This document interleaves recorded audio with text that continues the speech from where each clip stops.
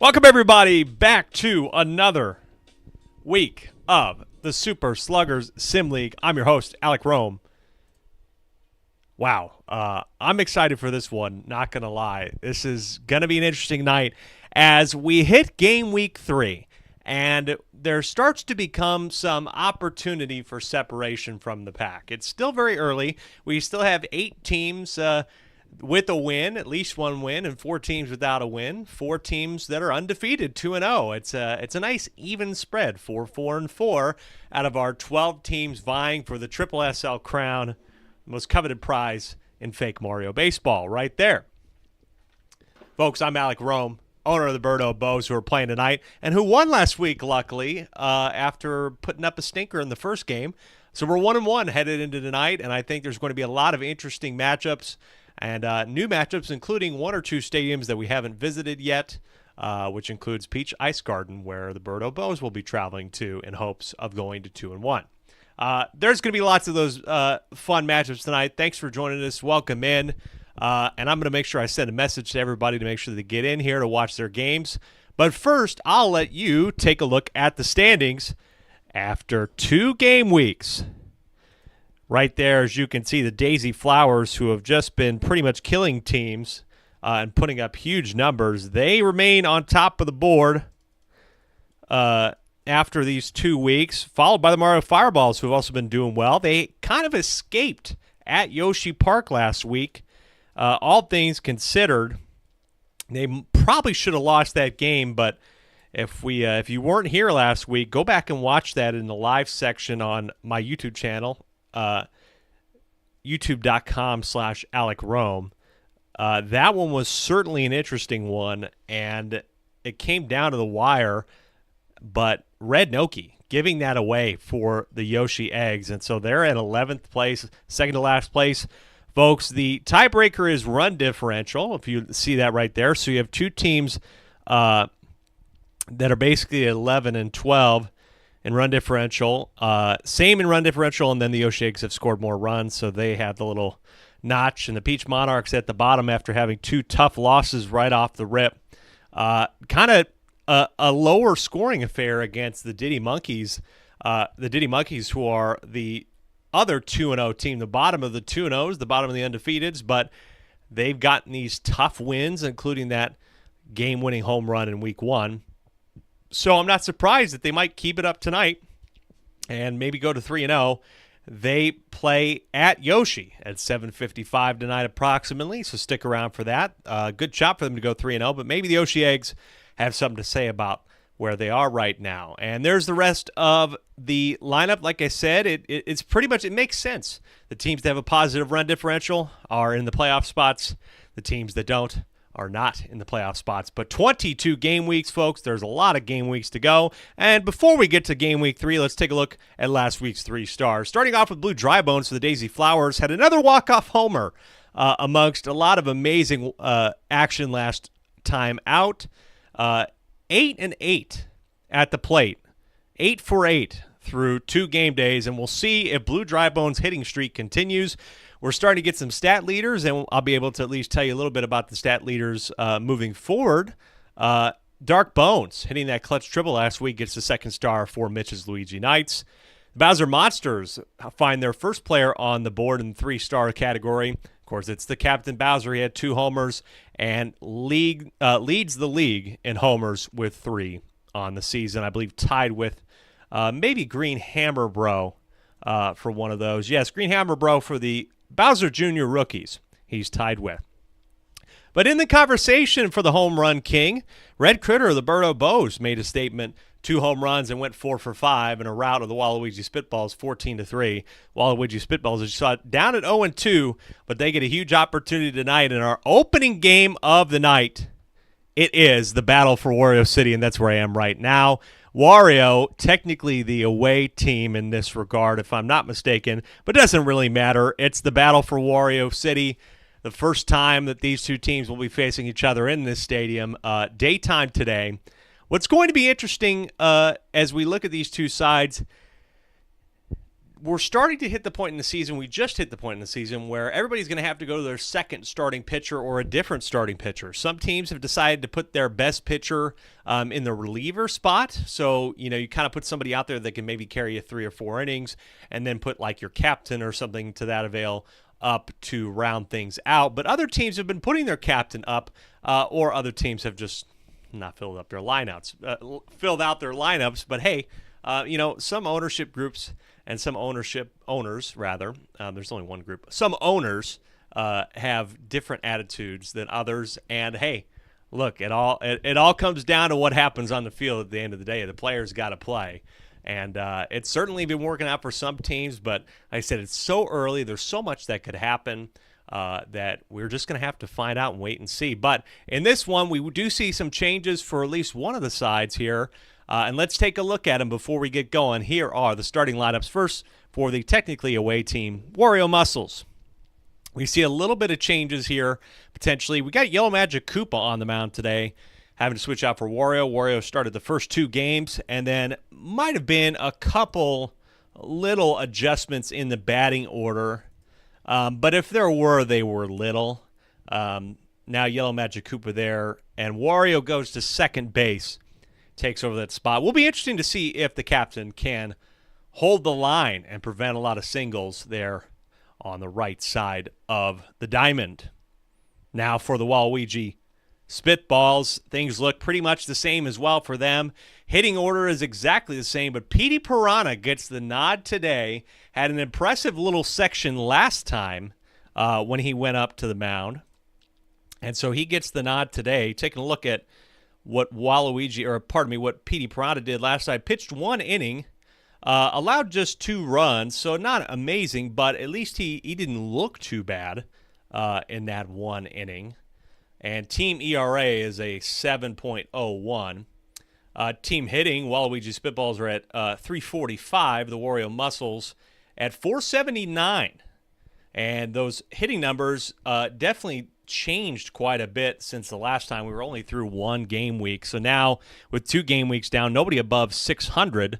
But the Mario Fireballs maintain their batting average lead at 552.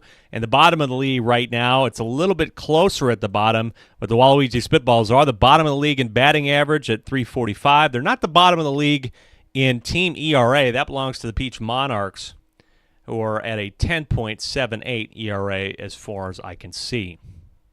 That is the lineup for the Waluigi Spitballs, and that's the lineup for our first 2 teams in game number 1 tonight. Folks, make sure you share with everybody that you know. I forgot to get this, I was going to put a little preview up on TikTok. You know, it was a busy week. It's enough getting the graphics up and getting the actual broadcast together. But make sure you share with your friends and let them know that there's some wacky baseball going on. And, at least we don't have gambling scandals here, That's good. And guess what? You get to enjoy it in the comfort of your home for free. You ain't got to worry about regional networks or blackouts or anything like that. We're just here watching simulated baseball, and I think that's fun. And I hope you think it's fun, too, and I hope you enjoy another 6-pack of games. There's going to be a lot of good ones again tonight, and you always wonder, who's going to be the hero? Will there be walk-off home runs? You got to think there's been going to be at least one. We've had one in the first 2 game weeks.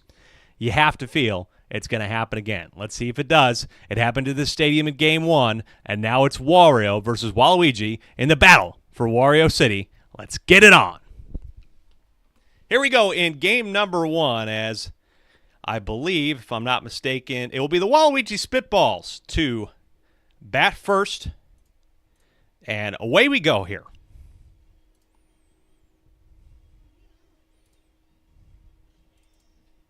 And we take strike 1 as we try to get Dolphin up.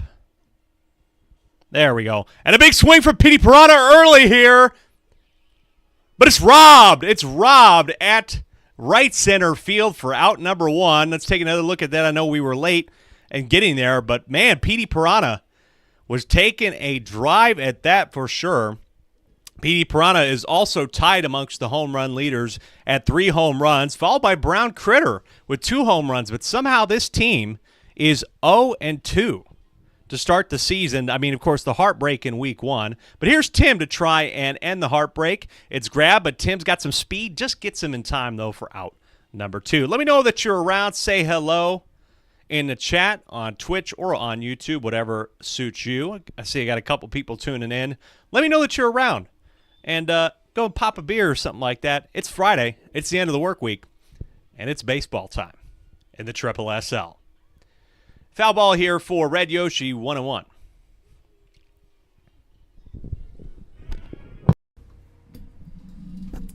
As I switch back to this mic, and it's on the ground. Oh, just past Wario. And as I said in the pregame, that was one of my main concerns was, well, will Wario be able to handle the duties of getting those singles in the gap? And right off the bat, we see that there was a little bit of an adjustment issue for him, as that one does get in the gap as well, and there will be 2 on with 2 out here early for the Spitballs as the owner steps in to the chat. Hey, Tim, again, looking for a little bit of a difference in this one and hoping to change it up for his team. Nice play there, sliding grab, and unfortunately 2 are left stranded as the Waluigi Spitballs put up another goose egg after the top of the first.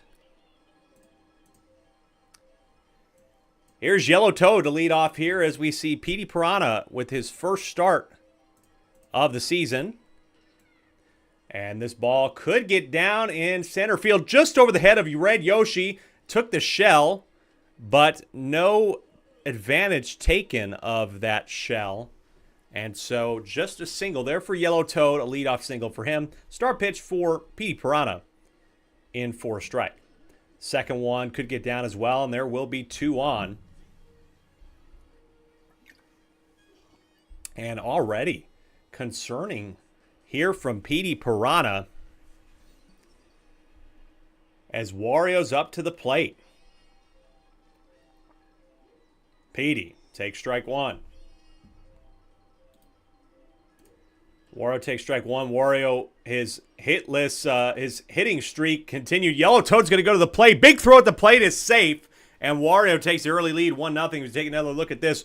Wario, for a while, even into the game against Luigi, was on a perfect hitting streak as well, matching Blue Dry Bones, but that ended. He still is tied for the top of the lead, 8 for 9 this season, now 9 for 10 with that, as Waluigi will step in early. And, you know, I think that that's fair. A little bit of a stretch there for Petey, but maybe going to have to look at who you start second, as Tim will grab that in the right field, shallow right field for out number 1. Long from over, Tim. Brown Critter. Oh, there's the green shell, and Red Noki has to come off first base. That'll be an error on Brown Critter. Tried to go cover the bag, but it doesn't really matter. He missed it. And Waluigi now puts this one over the plate. Could have been the first grand slam of the season. Red Yoshi's not going to get there. Grand slam for Firehammer Bro. The first grand slam of the season. And already the battle for Wario City is in the hands of Wario. And Waluigi's getting tired already, especially after that bomb that Firehammer Bro just hit. Toadsworth, the old man, will ground a Brown Critter for out number 2. But man, that could be tragic when it comes down to it. Homers in this ballpark have been a menace, but a nice play there by Petey Piranha to end the madness. But oh man, Tim Berge saying, people keep making league history against me. Shaking my head. I know. The history, there's history makers and there's history books. And right now, the Waluigi Spitballs, unfortunately, are the history book. But can they become the history maker? I don't believe we've had a team come back from down 5. The Yoshi Eggs almost did it. They were 4 of 5. Probably should have gotten it to a tie. But alas, they did not. And we have a leadoff single here for Brown Critter in the top of the second, as the captain steps up now, hopefully to change things up. And this is a nice contact swing. It'll get in the gap. Could be extra bases for Brown Critters. The Geyser shoots him up. It could be extra base for Waluigi. He needs to get to the base. He does get to the bag. And it's a double for Waluigi to start. Nice way to change things up for Red Koopa. And a big swing. Grabbed by Wario. Double play at second base. And there's 2 out already, so a nice switch around. You got to give credit to Wario. After missing the first one, he was able to get that second one well done. Huge, huge play there. Green Noki swings on the first one. Yellow Magic Koopa, the starter for the Wario Muscles, and he's 0-2. And not a bad second starter. Normally they would be starting Wario, but not a bad second starter. This one on the ground. Firehammer Bro. If it gets Green Noki, it will. That will end the inning. So 2 on second and third with nobody out. Ends up becoming nothing. And it's a brutal start once again for the Waluigi Spitballs. Dave, the owner of the Diddy Monkey, saying, you're just like the Astros. That's, unfortunately, not really a good compliment right now, so I've been told. Blue Noki here to lead off in the bottom of the second for the Muscles. We're already up 5-0 after the grand slam from Firehammer Bro. The Firehammer Bro is not in the home run category. That's grounded out to Petey Piranha at short. And now Waluigi's getting tired, and they're going to pull Waluigi. Oh, brother. 3 pitchers. 3 pitchers in 2 innings. This is Red Yoshi now at the plate. A little bit concerning sight, especially now with Red Yoshi out. You don't have that chemistry in the outfield. But it was a big issue. Red Yoshi was so slow, you could never even catch that one in deep left field. There was not going to be a rob in left field. He was much too slow. 1-1 here on Yellow Pianta. And he will get jammed inside, and Petey Piranha will gulp that up, and that will be the end of the inning. So a scoreless inning after a big 5 spot leaves it to be 5-0 as Petey Piranha almost hit a homer, got it robbed by Parker. He's due up in the top of the 3rd. For you watching, thanks so much for hopping in and giving us a look. Petey Piranha trying it again, but Parker and Yellow Toad are there. Oh, and it's grabbed again. Parker robs again. It's been that way a lot with Parker. That outfield has been so tough this season with robbing homers. We haven't been able to keep a lot of stats on that necessarily, but you'd love to go back and take a look and see how many times that this side has robbed home runs off of strong hitters. 0 for 2 is Petey Piranha to start this game. Exactly what you didn't want, but Tim is 2 for 2 as he hits this one and gets another single. Red Yoshi now. Petey Piranha is a slugging leader. Coming into this game, he had a 1.71 slugging percentage, but this is grounded into a double play for the end of the inning. No Magicupa getting tired, but he's got 3 innings down. No score here for the Waluigi Spitballs. Bottom of the 3rd with Wario the captain due up to maybe add on to the damage here. The battle for Wario City leading us off. 0-1 here on Wario. Like I said, Wario was at the top of the hitting category this season so far. He's also in the conversation for the lead of ERA leaders, throwing a 1.4 through 10 innings. And here's Parker now. The first me in league history to hit a home run. And I believe he hit 2. He has hit 2. One more would put him at the top of the board. Big swing on this one. And it's not going to be a homer, but it will be at least a single. It'll be actually Warrior's going to get to 3rd thanks to the foul ball and all the craziness there. Runners on the corners with nobody out here for Yellow Magicupa. And again, this situation for Waluigi getting a little bit dire, but Petey Piranha able to get the double play, going to get Wario home. And so that'll make it 6-0, but at least that cleans up things a little bit. Could have been a lot worse, but here's the grand slam hitter like he went to Denny's at 7 in the morning. Firehammer bro. This one a shot to right field. It does stay fair. Lakido had said it hit the line, and that'll be a single with 2 out. Toadsworth, who also, folks, by the way, has not been doing too bad in hitting, and in most categories, to be quite frank, made some good plays. I think he's found a home at 3rd base for this Wario side. And this time, though, he pretty much hits a line drive or a grounder or whatever it was. Didn't matter. That was going to be taken care of. 1 run added to the deficit, 6-0. But we've seen some teams like the Mario Fireballs put up a 6 spot. You never know. Here goes Purple Toe, but this off speed, you got to just let that one go and take the pitch for the strike. Jamming there inside, he crowded the plate and then swung that bat around and just didn't get good contact. Grounded to the pitcher, Yellow Magicupa for 1 out. Here's Blue Yoshi now. Take strike 1. Green Noki's the only hitter on this team that has not put up a hit. Blue Yoshi, though, is not doing too well himself. He's 1 for 6 through 2 games. And he's going to be at least 1 for 7. He might have got one earlier, but that's grounded straight to short. 2 down now for Brown Critter. Top of the 4th, 6-0 here. Wario Muscles, this is the Waluigi Spitballs.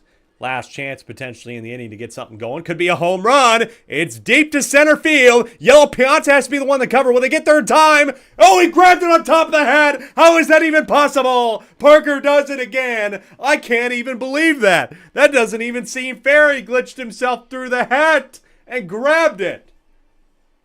Oh, my God. The 3rd time so far in this game, the big hitters get robbed. And the Spitballs have just not had anything go right for their season so far. It's just been a lot of heartbreak. And the break's not going their way. A nice dive there as we head to the bottom of the 4th. That was Baby Mario who lined out to a nice play at second base. Baby Mario also 0 for 7 now, 0 for 8 at least on the year. Only player on the Wario Muscles without a hit. Blue Noki, who even has a hit, is going to fly this one out to center field. 2 down quickly here. And Blue Noki has actually been doing not too bad, about like 4 for 8 or something to that avail after that. And Tim a little bit slow as Yellow Toad is going to at least get 2. He has to hop over that. And Yellow Toad not going to go 3, but a stand-up double here with 2 out for Yellow Toad, who was able to get around the bases and was part of the 4 people that came home on the Grand Slam. Yellow Pianta, of course, is a hitting threat. As I say that, it could be good, but it's going to curve foul, and he'll be down in the count 0-2. The 0-2. Swung on. Contact hit, but it's straight to Purple Toad in left field. 1, 2, 3 people out. And a quick inning there. Already at the top of the 5th. Haven't been on the stream for very long here. 6-0. We're certainly flying through these innings as we head to the top of the 5th. Again, Yellow Magic Koopa got the start. Get a little bit tired, but not doing too bad. This one on the ground. Big throw. Nice dig out by Toadsworth. Like I said, perfect spot for him at third base. I love where he's playing and how he's playing right now. Red Koopa will take a swing in this one just past Wario, and we'll have a base hit for this team at the top of the 5th. And hopefully can change things around. Yellow Magic Koopa will be done for the day. Red Koopa now at least 5 for 7. Not doing too bad for this side either, for a team that's batting right now the worst in the league. Wario steps back in, and he'll continue his, remember folks, a 1.4 ERA through 10 innings. We'll see if it changes. And Green Noki cannot catch a break. She's grounded into her second double play of the night. Really brutal there for the Waluigi Spitballs. You almost have to work around her rather than work with her. Bottom of the 5th coming up. Can the Muscles keep it going? It's still 6-0. And here's Wario, who's been doing so well, but finally a rare line out to the shortstop, Petey Piranha. Now here's Parker. Rob, 3 home runs tonight. That is the difference. Defense making the difference for these teams. The Grand Slam, they couldn't get to it in left field. Purple Toad was there, but you need a partner to rob it. And there is a single with 1 away for the starting pitcher, who pitched very well. Pitched, 4 2/3 maybe, or something to that avail. We'll also add a single to it. They try to get Parker at second, but doesn't work out. Here's Firehammer Bro. Already a home run and 4 RBI.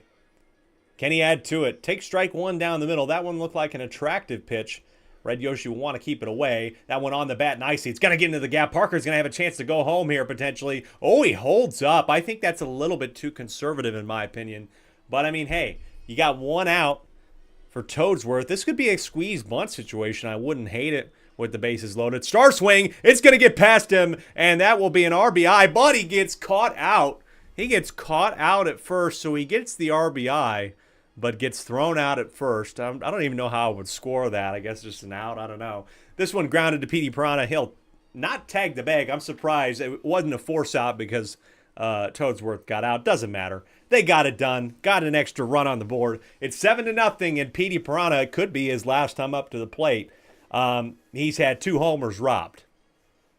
Should be leading the stat category. Not going to be a third. Line drive. It does get down. Could Petey go for 2? He's not. A little bit too slow. But finally gets on the board in this game. He's 1 for 3. Tim now, who's 2 for 2 in the game, will be 3 for 3. Tim is doing everything himself right now for this side. He came into the game 1 for 7 on the season. And Tim's me is turning it around. Red Yoshi! Showing a little bit of flash, but not going to work as Parker, the stellar outfielder, will grab it in center field. 1 down here, 2 on. You want to be able to get somebody maybe home to start the rally. Purple Toad, this is a good hit, but it's grounded for a 6-4-3 double play. And through 6 chances to bat, the Waluigi Spitballs have had no ammunition in this battle for Wario City. Really is rough. They've had plenty of opportunities, left people stranded. Just haven't been able to convert. And, of course, the great defense by the Muscles making a huge difference in all of that. Blue Noki here snuck away and grabbed that by Brown Critter. Take another look at it. Brown Critter again. Solid at second base. We know the Critters are perfect middle infielders. And so not surprised again that he's doing so well. Yellow Toad is showing some power. It's going to get to the wall. Will Tim get it? It's going to be close. He will grab it right at the edge of the wall for out number 2. Again, bottom of the 6th here, folks. Swung on this one, the 0-1.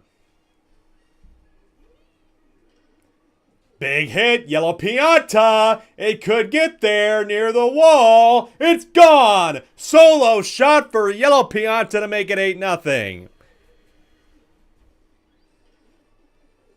Yellow Pianta, you had a feeling he was going to maybe go yard today. Had a shot at it earlier. His 2nd of the year. The 5th of this team's season. 8-0. And it just feels like this one is once again over for the Waluigi Spitballs. Line out to Brown Critter at second will bring us to the top of the 7th. One attempt to put up 8 or more for a team that's put up nothing in the game. But can Blue Yoshi find a way to turn all this around? You never know. Crazier things have happened. This is the SSSL. We've seen errors turn into 3-run shots to end the game, and that's the way you started off with a no-out single.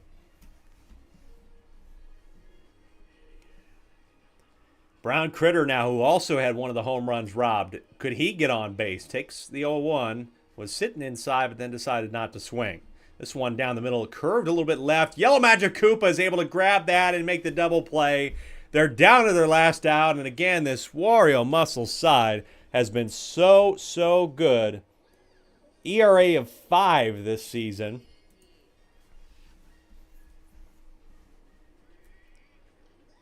Takes ball 1. Wario doing a lot better here in the reliever spot after Yellow Magic Koopa let it off, but this could be a shared shutout, but that L ball is going to get Waluigi on, and maybe a chance to at least take the shutout away and maybe get a little bit something back on the run differential for this team. Red Koopa now with 2 down. This one is going to be over the head of Fire Hammer Bro. A bit surprising there. And so there will be 2 on for a player who has not even gotten a hit, I think, this season potentially. She's grounded out twice in double plays. It won't be a 3rd time, though. There's a hit. Going to be at least the first hit on the season. So bases loaded. Look, folks. Look. Petey Piranha, to get half of it back, he's had 2 home runs robbed. Here's a splitter. I don't think you want to swing at this one. And doesn't. Smartly done. Takes the 0-1. You want to look for your pitch. Off speed. Hit. Star swing. It will get into the gap, and they will end the shutout. Red Koopa is going to come home with it and will be safe. That's a 2 RBI single. 8-2. We take another look at this one. Nice one into the gap. The arrow did help Parker, but it didn't help him get it home in time. And so that's something. Petey Piranha showed up the right time. Tim has been 3 for 3. He could keep this rally going. Can't swing on the splitter on the first pitch unless you really like it. He really liked it, but unfortunately, it's straight to Fire Hammer Bro, and that is the ball game. Wario City remains to the name of the guy who after it's... Okay, I fucked up that sentence. Wario City stays with the guy who's named after it. Wario wins this one by a score of 8-2. A little bit of flash in the pan for Waluigi at the end, but to no avail. Was too far behind to make a difference. So after that one, folks, an unfortunate start to the season for this Waluigi Spitball side. Tim said that he was going to take a look at this squad and see what to change. But, you know, at the end of the day, you really have to, as he said, I have a brown bag over my head, begging ownership, also me, to sell the team. Well, I've heard that Vegas is somewhere that you could potentially move the team. I know that they're always clamoring for a baseball team, especially if you request about $1 billion in taxpayer money to pay for it. Maybe that will just somehow turn around your franchise. But you might have to spend 3 seasons at a minor league baseball park in Sacramento to get there. But that's about all you can say for the Waluigi Spitballs. Some flashes there. They did have a lot of home runs robbed, guys. I mean, No home run today for Petey Piranha, but he's still going to be towards the top of the home run charts. Still has 3 on the year. He got 2 more RBIs today. It just feels like a bit of bad luck for this team. Yeah, I mean, what more can you say? They left a lot of people stranded, and that.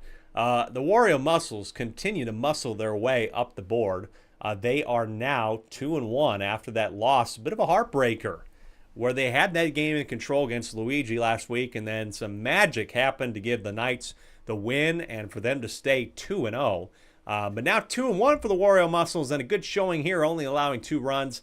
Yellow Magic Koopa with a perfect start.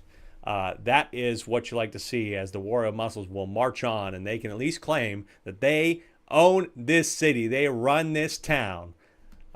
Nice win. We're headed for the second game of the evening. I got to set it up and take care of some things real quick. Second game of the evening tonight. It's Bowser on the road at the mansion. Luigi Mansion.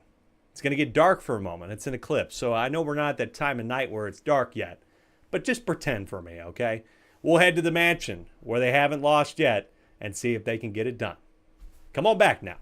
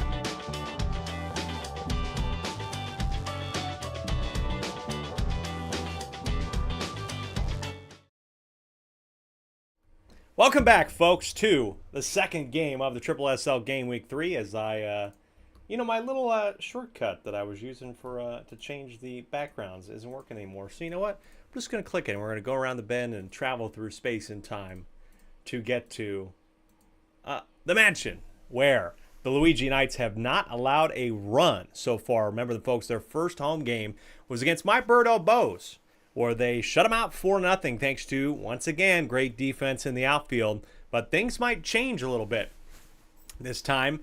Luigi does get the start, is going to start on the mound. And so the question is, will Fire Hammer Bro come in and become the second pitcher, the reliever, or how will things shake out really? And so that Luigi can either get back out into the outfield or a green colored player can get into the outfield, because right now, right center is a potential weak spot for home runs against the Bowser Monsters team that they know how to hit homers. I tell you what, again, Bowser, top of the board when it comes to the home run chart as I look at I awkwardly lean in towards the camera as I look at our individual stats.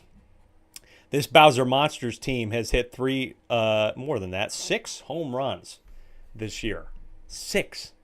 And one of the games they got smoked by Wario in the opening week. So they have the hitting power. You know it comes from the Captain Bowser, but it also comes, surprisingly enough, from Red Magic Koopa, who has 2 of the 6. And then Boomerang Bro has the other one. This is a unique team. They're batting .493. The Bowser Monsters are coming into this game, much like Birdo last week. Week 2 was a lot different looking for them than week 1. Bowser blew out Donkey Kong on the road, I think like 12-6 if I'm not mistaken. And this could be a perfect step in maybe making the Bowser Monsters a part of the top 6 after tonight. And they could ruin the Luigi Knights' perfect season. But the Luigi Knights have the chance to become the first team to go to 3-0 on the season. And we'll find out if they do. But first, we got to know what the lineups are like. Starting with the Bowser Monsters, who I don't believe made a lot of changes. I want to say that Bowser pitched the first game. So Boomerang Bro pitched the second, and he will have one more. So he pitches the third tonight. Starts things off. But otherwise, no changes in the order or in the field for the Bowser Monsters. And then we take a look at the Luigi Knights. Luigi Knights did make a couple of switches in hopes of maybe connecting the lineup a little bit better, or just trying to experiment a little bit and see what works. This team has not hit a home run this year, but they haven't had to. They're 2-0 thanks to some stellar defense and some quality hitting. They've hit 1 triple, but 24 singles, 26 hits. Batting .426 has gotten the job done. That combination can win championships. They're not blowing out teams, but they don't need to. Luigi gets the start at the mound. It will be interesting to see if they can keep it up. Obviously, they're tough in the middle infield with the Magic Koopa and the Green Critter there. But I think this is going to be a lot different game than they're used to. I expect this one to be a bit more of a war, and we could be seeing both teams maybe go above 6 runs here. That's my early prediction. Maybe it'll come true, maybe it won't. But the only way we can know if it comes true is by finding out and playing some ball. Game 2, Tristan's Bowser Monsters on the road against the Knights here in game week number 3. Second game of the night. Let's get it on. And I believe after the coin toss, it will be the Luigi Knights to get things going here in the top of the first with the captain leading off.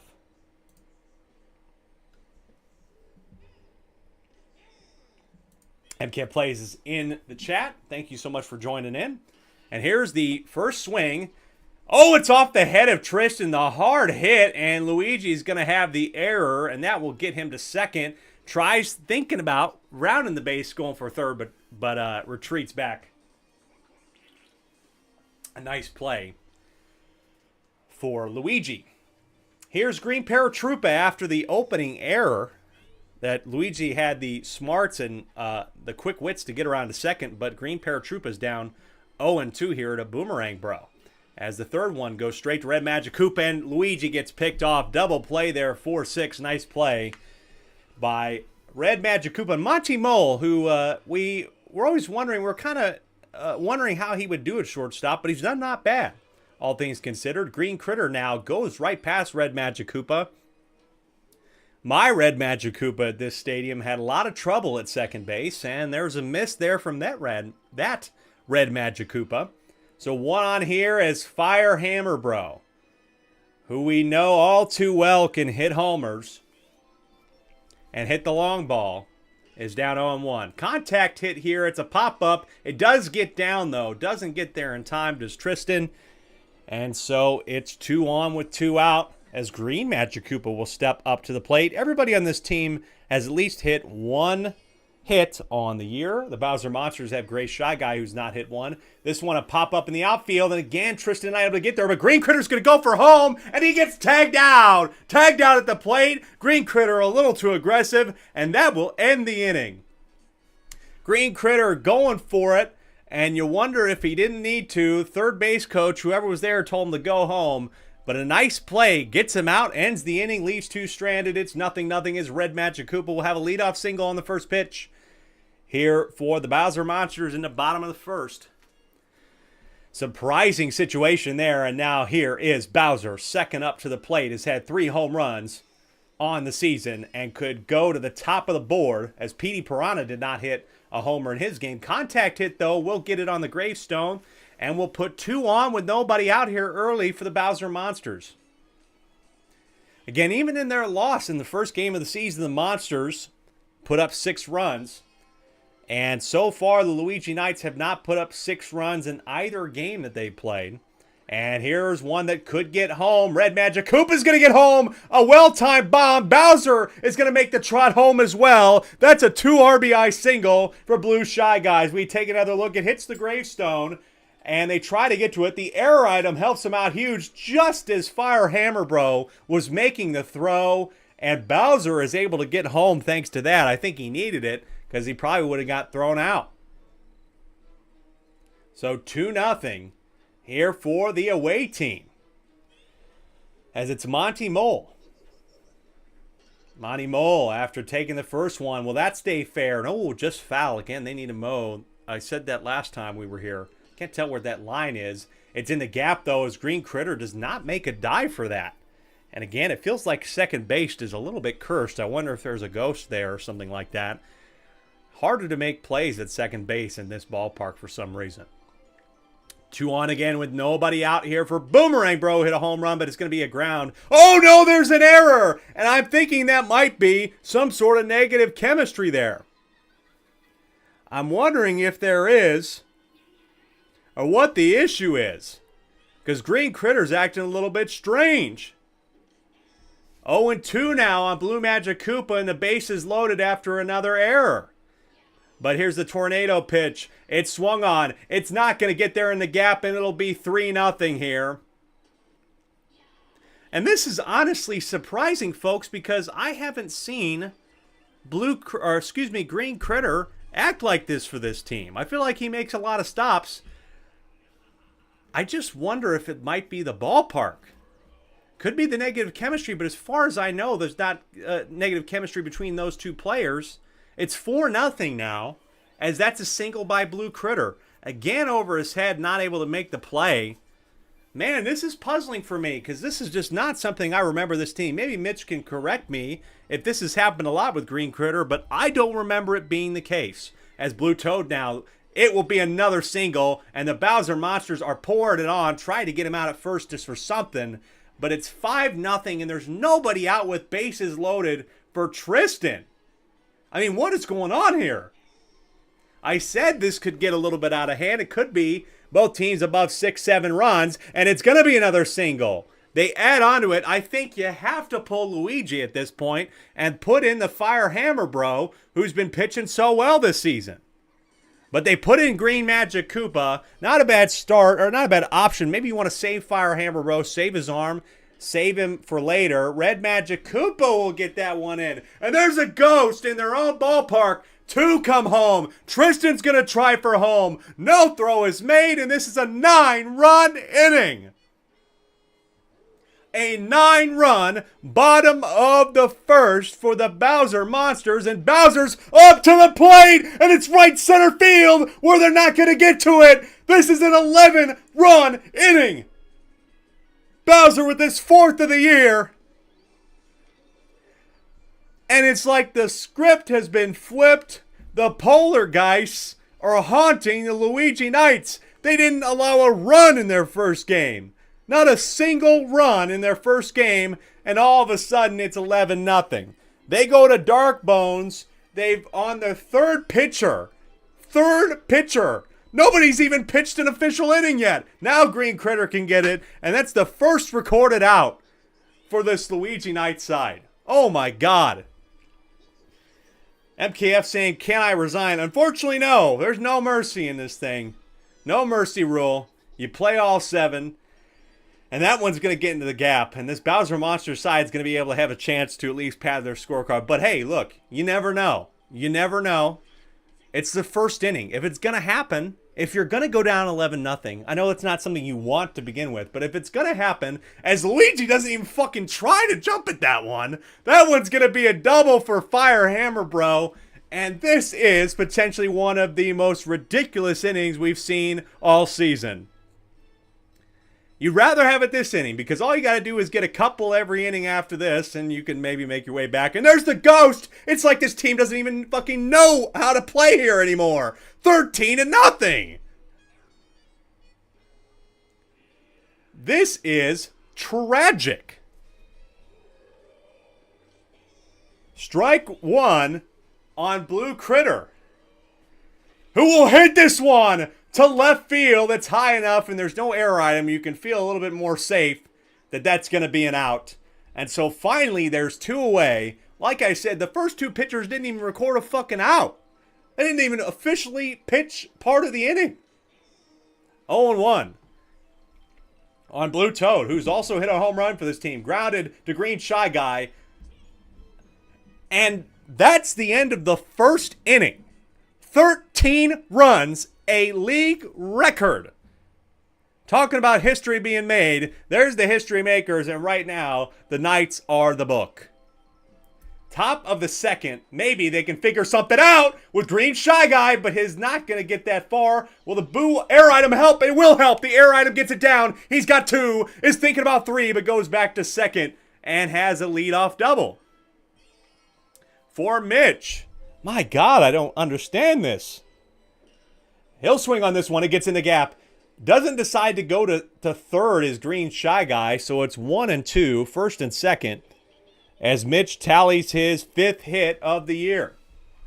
Green Toad takes strike 1.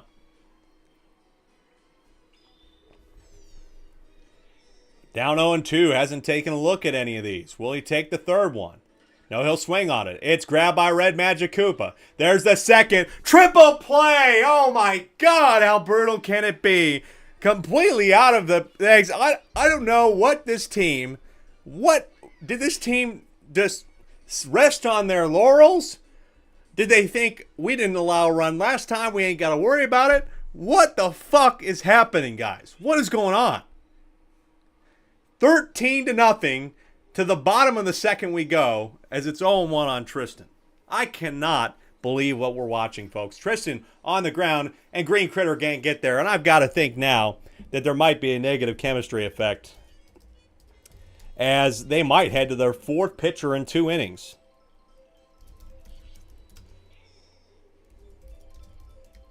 But see, that's the thing. I don't remember there being an issue. Red Magic Koopa to the warning track.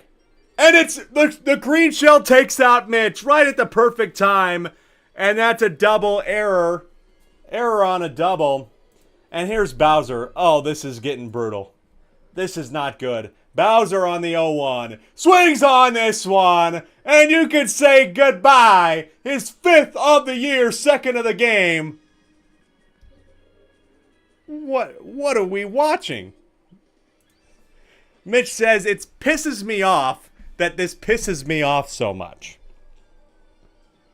Well, I can say categorically, Mitch, categorically, there is no bad chemistry between Green Magic Koopa or the Critter. So none of that is an issue. I wonder if it's the ballpark. There's not negative chemistry between Green Critter and Shy Guy, who was just at first and is now the fourth pitcher for this team. That's not the issue. So what's the issue? As Blue Shy Guy hits this one to center field. Can Mitch actually grab this one? He can, and it's the first out. Folks, I'm flabbergasted. Absolutely stunned by what we're watching right now. Two big blowouts. Nice grab by Luigi. What do you even say? What do you do? One thing you can say is that if you're going to if you're going to pitch Luigi first, you probably need to put a character that's green into right field so that you can at least stop the homers, right? Especially against a team that can hit homers. There's the ground out to first, to Dark Bones.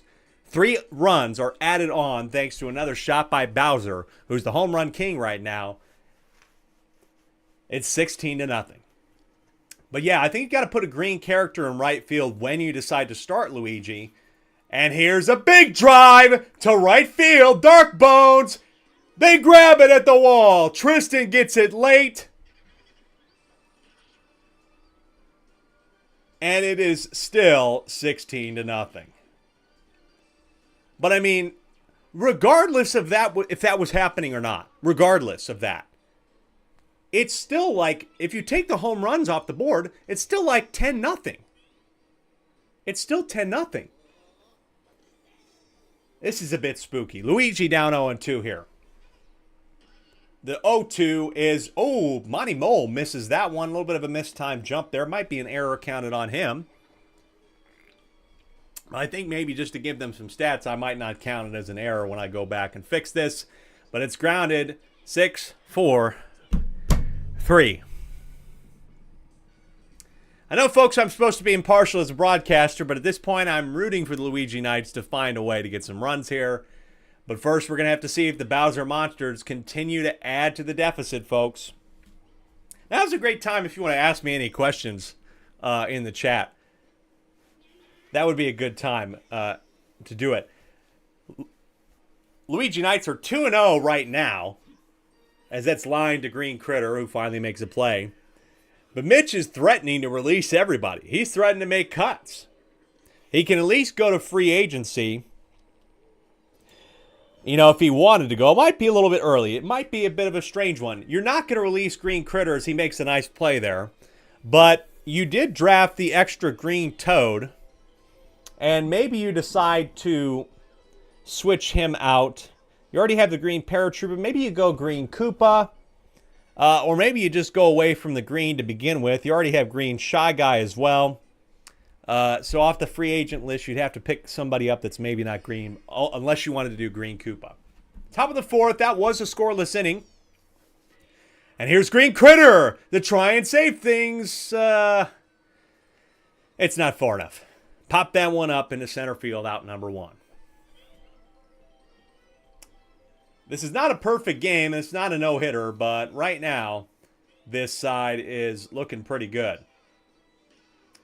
This one swung on by Fire Hammer Bro. They're not going to get to that one if it stays fair. It will stay fair, and the shutout is over. Fire Hammer Bro with a solo shot to right field. Fire Hammer Bro's first home run of the year. He should have had more in his previous outings. Long overdue for him. And it's 16-1. Monty Mole misses that off of his head. That will count as an error. And now Boomerang Bro, after a stellar beginning to the game, getting a little bit tired, has pitched 3 1/3. And will pitch a strike here on Green Shy Guy. Again, second game of the night, folks. Lots of baseball action to come. And hopefully, maybe some non-blowouts. I don't know what the hell's going on, folks. Something in the water tonight, as that's grabbed by Red Magic Koopa. Double play, end the inning. They get one from Fire Hammer Bro. But, folks, this is still a bit dire. A lot dire. Bottom of the 4th coming up. Bowser Monsters are up 16-1. Tristan to lead off, and the home run hitter could go for 3 for 3 as he's due up 3rd. Mitch says, my base runners are on Mars. I mean, it's like they've completely lost the ability to run the bases. Luigi grabs that one on the ground, and that's a quick out. The batting average is certainly going to go down for Luigi Knights, and it's certainly going to go up for the Bowser Monsters, who are already batting .493 heading into this game and slugging .773. As this one gets into left field for a base hit. And this gives me an opportunity to actually go around the league a little bit and tell you more about some of these slugging percentages and where we're at. I don't have team slugging up quite yet in the team stats. I want to get a team stats leaderboard up, as here's Bowser. Could go for a third one. He's hit 2 tonight, but there they are at the wall, and it's grabbed by the flying green paratroopa. Denies him a third homer of the game. And that's at least something you can hang your hat on for a moment, as the defense in the outfield prevents this from getting even worse. To maintain a little bit of dignity here, nice grab by Green Paratroopa. The team that is leading in the slugging percentage might be the Diddy Monkeys, but it's actually a tie between the Bowser Monsters and the Diddy Monkeys for second, actually, as it's the Mario Fireballs, who are slugging .851. That one's line to Green Critter. That's the end of the inning. Nice defensive inning from this team. They prevent more runs, so 2 straight innings with no runs. If we cut the game off after 2 innings and we start a new game, they're up 1-0. Here's Mitch. Red Magic Koopa grabs the line out. Boomerang Bro might get close to being done for the game, but you don't have to worry too much. You may want to just let him go for the complete game and do that. That's over the head of Monty Mole. And look, I know they're up a lot, but Monty Mole has missed 3 balls now. Monty Mole's causing a lot of issues, and maybe in a closer game that might be something to look at. It here's Dark Bones. Dark Bones had a shot for one earlier, and nobody's gonna get there to help him. But it's off the wall. It doesn't go homer. Dark Bones gets the second. Green Tone gets the third, and it's a stand-up double for Dark Bones, who hit the triple last week to help this team come back down 2-0 on the road. And he continues to have a stellar season. As here's Luigi down 0-2. Dark Bones, 4 for 6 coming into the game. He's 1 for 2. And Luigi strikes out at the plate. A rare strikeout for the captain. A rare strikeout to begin with. And that will be how Boomerang Bro ends his campaign. 1 run allowed after 4 2/3 innings. Well done for Boomerang Bro, as now the captain will come in to maybe close things out. Monty Mole does grab that one line to him, and so it doesn't make a mistake, and that will be the end of the top of the 5th. They still lead 1-0 if we don't look at the first 2. Monty Mole now, who just grabbed that one. Like I said, having a little bit of an issue in that regard, but he's not had too bad of an issue in the hitting category. He was 5 for 9 coming into the game, and he adds a 6th one at least with that single. He might have had one earlier as well, because I'm pretty sure he was on base. And now here's Boomerang Bro, off-speed, Shy Guy in for Luigi right now, by the way. And, I think this is the point where you just let everybody take a shot at the mound and get their arm warmed up. Maybe help their arm strength. This one is in the outfield, and the green shell does not get there in time. Monty Mole has to get back, and there's 1 away. 1 away for Blue Magic Koopa. Big swing. Out towards center field, another pop-up. 2 away. The Ghost gets Mitch. Can't get it thrown in, but it doesn't matter. Blue Critter now. Can't remember if Blue Critter had a homer earlier or not. Honestly, there's so much scoring that happened in the first 2 that I'm not sure. We're going to have to go back. That first inning is going to be a wild one to keep track of, folks. Another fly out to Mitch. And that is 1, 2, 3 outs, all grabbed by Mitch in center field. And that will end the 5th inning. Head to the top of the 6th in this one. Folks, remember to follow us on TikTok. I'm hoping to post more updates. I was a little bit slow. We did post our first YouTube video with some cut-up highlights, a 1-hour version of our first game week, and hoping to get some of those caught up as well. Tomorrow night is game week number 4. We're going back-to-back here, folks. A Saturday night, which will include a lot of, I'm sure, interesting matchups and unfollowing on everything. Wow, you're 2-1. It's not like you're out of a playoff spot yet. It's just you're having a bad game. You're not out of a playoff spot. 1 on here for Luigi Knights here as Fire Hammer Bro gets on and is 2 for 3. Here's Green Magic Koopa with a big swing at this one. If it gets there, it's not going to get far enough, and Blue Toad gets there in time for out number 2.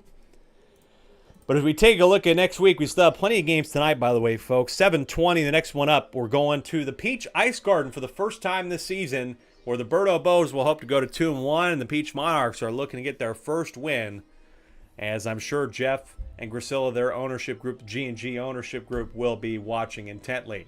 Strike one on Mitch here with 2 out, and he'll be down 0-2.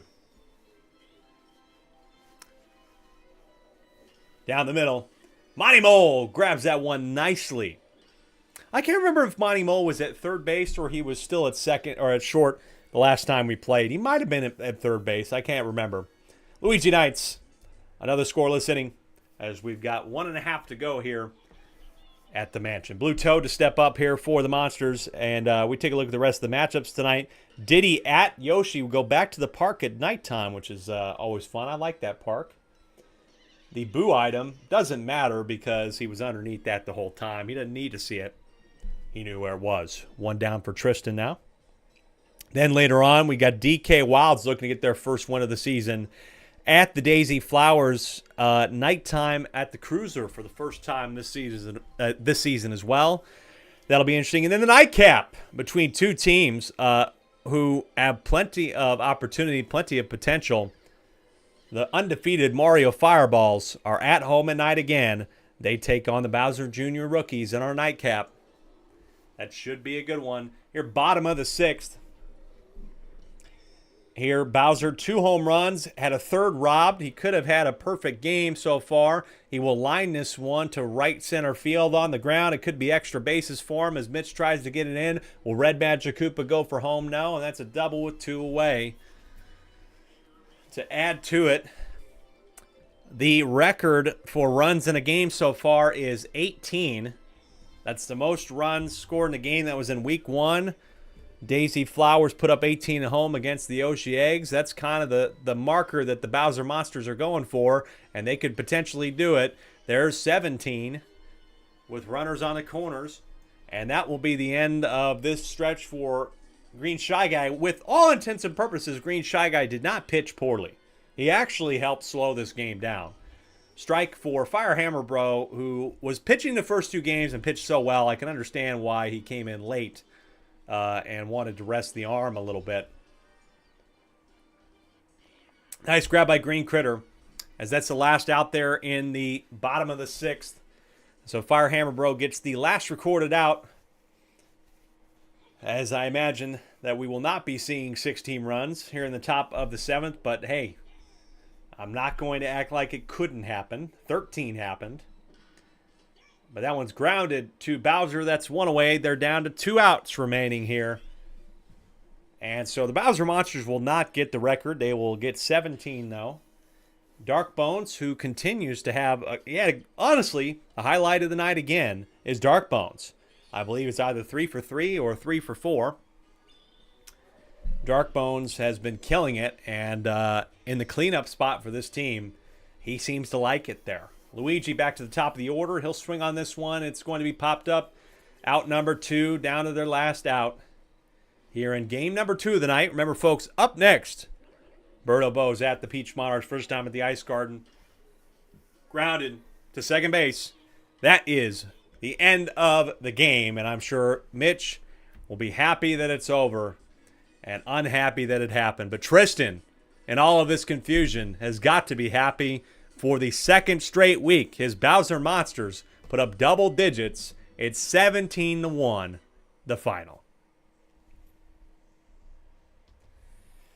Well, folks, I mean, I don't even know how to explain that. I honestly believe for the Luigi Knights that is going to be an anomaly when we go back and look upon their season. I don't expect that to be the norm. But that is something, that is an effort where after that, it's plenty of time to take a look at what you could change, what you could trade for. There could be pieces there in that regard. But it's definitely something to look at. But at the same time, you went 2-0 and played really well. You have good defense just besides tonight. I don't know. That's weird. For the Bowser Monsters, though, once again, they've completely flipped around from their first week performance, and they're batting like crazy, and Bowser's leading the way. There's no doubt about that. Third game coming up, we go to the Ice Garden. Birdo at Peach coming up in just a moment. See you on the other side.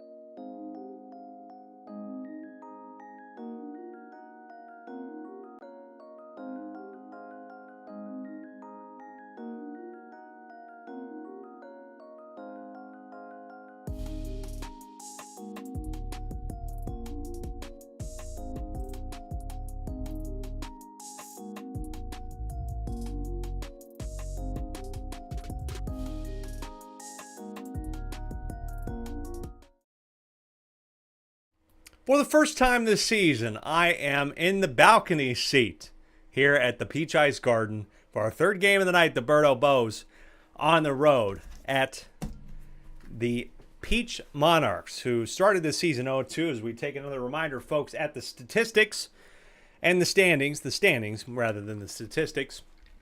Birdo Bows jumping to the 5th spot and into a playoff spot early again. 22 game days, folks. Everybody plays each other one time at home and one time away, but thanks to a big game against the Yoshi Eggs, or not the Yoshi Eggs, the Waluigi Spitballs, rather, they're able to have a lot better run differential. Meanwhile, the Peach Monarchs need something to start going the right way, and tonight could be the opportunity. Remember, folks, Birdo Bows at the Mansion put up a stinker, 0, batted 130 or something crappy like that to start their season. So we don't know if week 2 is necessarily going to be the norm. What is the norm for the Birdo Bows, I think, is the main question that we have to have. And the Monarchs are hoping that what they're doing right now is not the norm. And we take a look at the lineup, starting with the Birdo Bows. Not much changing here for the Birdo Bows. The lineup, the batting lineup that they've been keeping with, the power section, the 2-3-4, with the Critter and King K. Rool, all staying the same. And this time it's Red Magic Koopa after a good 2 outings from Birdo. It will be Red Magic Koopa to start the game. I imagine we'll see plenty of Birdo tonight on the mound in the latter half of the game. Then for the Monarchs, it's going to be Jeff on the mound tonight. And we did see maybe 1 or 2 changes at most in their batting order. Maybe they didn't change anything. I can't quite remember when I set these up sometimes. The differences from week to week. But now with Jeff playing in a pitching spot, I want to say that he was in right field. So Blue Critter is going to be in right field tonight and bat 6th. And then the Dry Bones and the 2-3. What I've really been loving about this Monarchs team is the 2-3 spot. You get them on for Blue Pianta. Blue Pianta, though, has, I don't think, been quite following through when it comes to the RBIs for this team. The design, as I've said before, is what you're looking for. But this team has not had has had 1 home run. He did have a home run and 4 RBI on the season so far, did Blue Pianta, but a little bit disappointing that he's only 2 for 6. You'd like to see him bat better than that. But the Dry Bones, they're 6 for 7 and 4 for 7, respectively, in the 2-3. They are impressive, and I think they are the core of this lineup and something they're going to lean on for steady singles. But maybe being at home will change all of that for them. Home field advantage has sometimes helped some teams, and sometimes it's not made a difference. Technically, even though Wario was still at home tonight, the 2 away teams have won so far. Will we make it a third? I don't know. The only way we can know is by finding out. And let's get it rolling here as the Birdo Bows, I believe, are going to bat first. Game number 3. Game week 3. It's the Birdo Bows to get us rolling with Red Yoshi, the leadoff hitter. As the orchestra plays us, and Jeff makes the first pitch, and he goes straight to Peach for the first.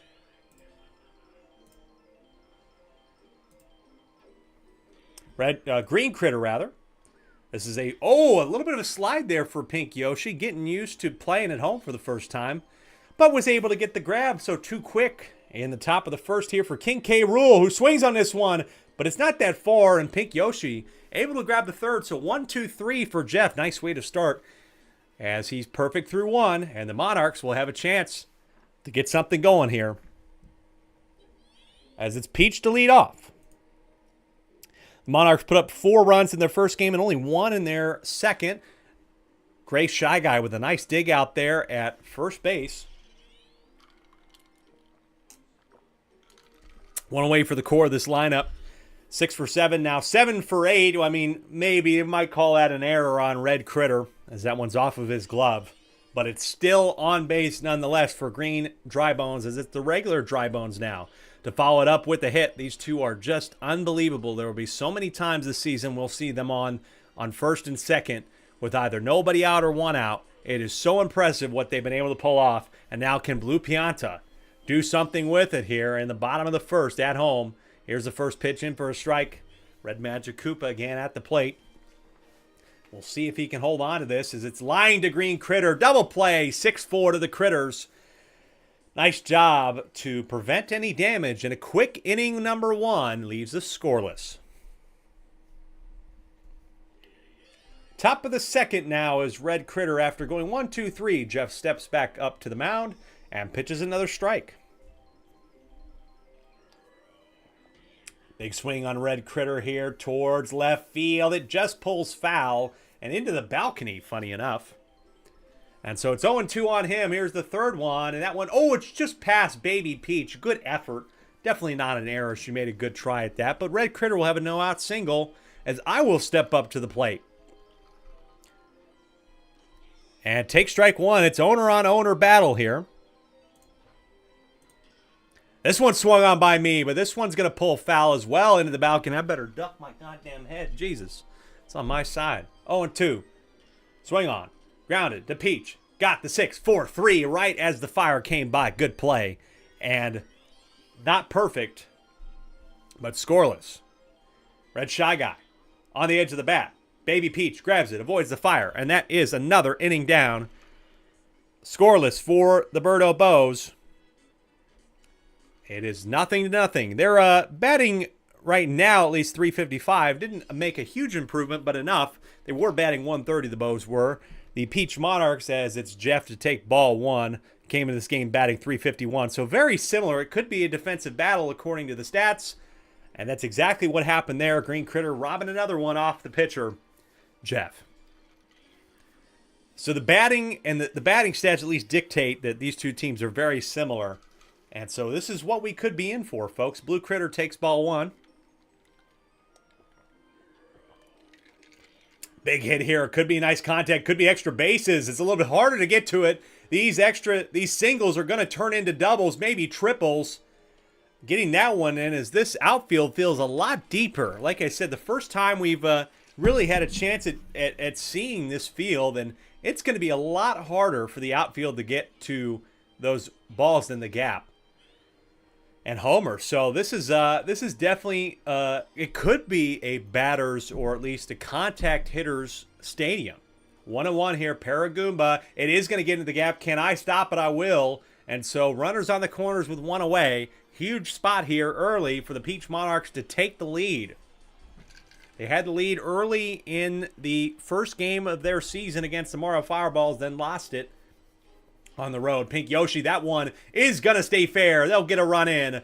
An RBI single for Pink Yoshi. They're up 1-0.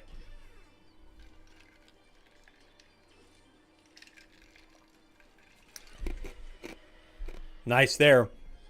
Pink Yoshi came into the game 3 for 6. Like I said, the Dry Bones are the biggest hitters. They accounted for what is now like 12 hits, basically, between the two, but a double play there, grounded out 4-6-3 to the Critters. They continue to do well, but they let one through, and the Monarchs have the early lead. It's 1-0 here. Top of the third, the captain is up to the plate. Birdo back here as she swings on the first pitch. She's in the 7 spot. Again, it kind of went 1-2-3, 1-2-3. And so Birdo's coming into this game only 2 for 5 with 2 singles and 1 RBI. And the 0-2 straight to Peach at short, and so 2 for 6 now is Birdo. Gray Shy Guy is a disappointing 1 for 6 in the 8 spot here for this team. And swings away on the off speed. The 0-2 here for Jeff, who is scoreless, pitching a shutout. And that one does get past Baby Peach at second. She missed 2, but not without a lack of effort.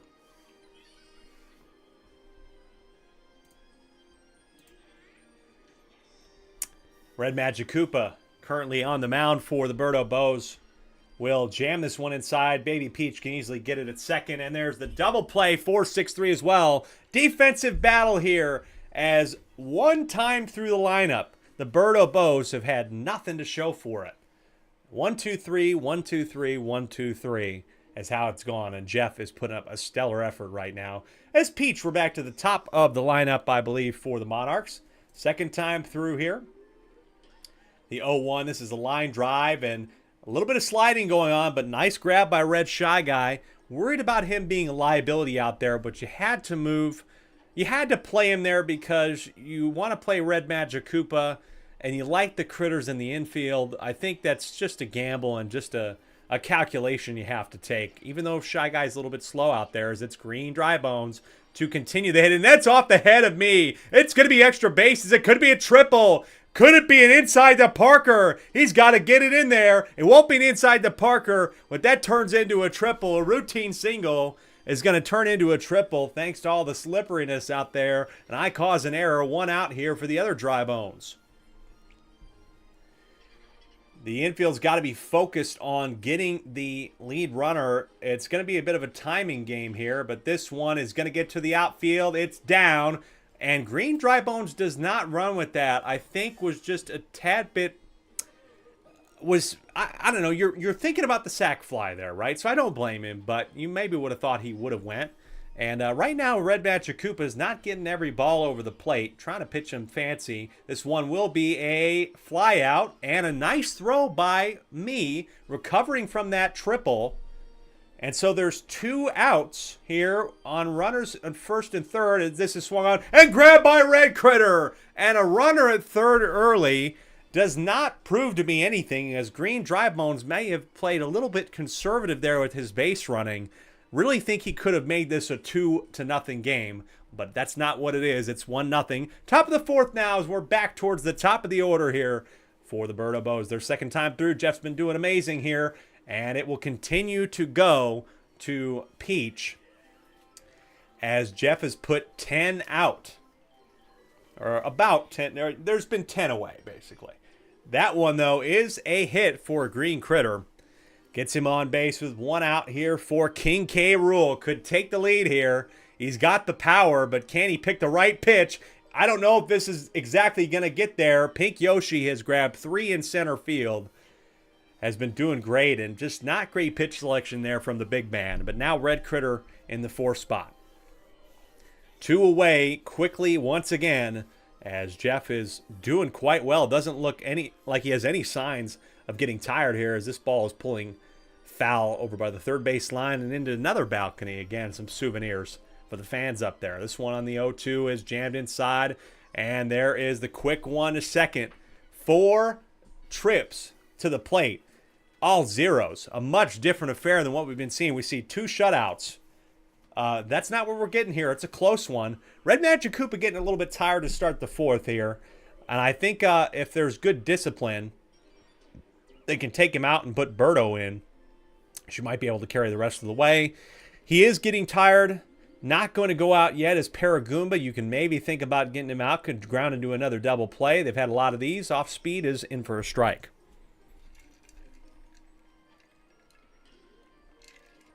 Oh, and it's off the back of Red Critter. Tried to dive for it. Probably an error on him.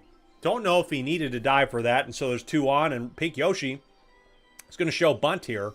Pulls it back, and it's a strike. Bunting to advance the runners. It kind of makes sense, but now pulling it back as it's 0-2. Will we see a star pitch from Red Magic Koopa? No, it's over the plate. It's grabbed by Red Critter. 2. Gets 3. Triple play, and that's the end of the inning. The second triple play of the night. And it remains a 1-run game. We're embroiled in this one in the Garden. As we see for the second time tonight, the owners face off. First pitch, swung on the ground. Oh, and it's missed by Baby Peach. And Blue Critter has to take a second. And the ice is going to allow me to get to second base on the error. And so Baby Peach should have had that one. But like I said, it's slippery out here. Error-prone stadium now. Red Shy Guy with a runner in scoring position. Swings on this one. It's in the gap. But it's grabbed by Peach. And there's the double play. You knew it was going right toward him. So what the fuck was I doing? Unbelievable. 2 out quickly here for the captain, who's back up here towards the bottom of the order. She is in the, I believe, the 7th spot. So now Gray Shy Guy to try and turn things around. But man, oh man, it's looking a bit rough. This team has hit 3 home runs, though. 2 from Red Critter and 1 from King K. Rool. And Baby Peach misses another one. Unfortunate situation as she gets frozen there right at the end. Hopefully she can thaw out before Red Magic Koopa steps up to the plate. Red Magic Koopa also disappointing. I believe 1 for 6 or 1 for 7 now after his first at-bat. The 0-1. Big hit. Oh, but it's going to pull foul to the left. Line drive left there. So 0-2 here with 2 on. If it gets down, it'll be good. Will Burrow decide to go for home? No, she won't. It's a single which loads the bases. Big spot here for Jeff. He's allowed no runs.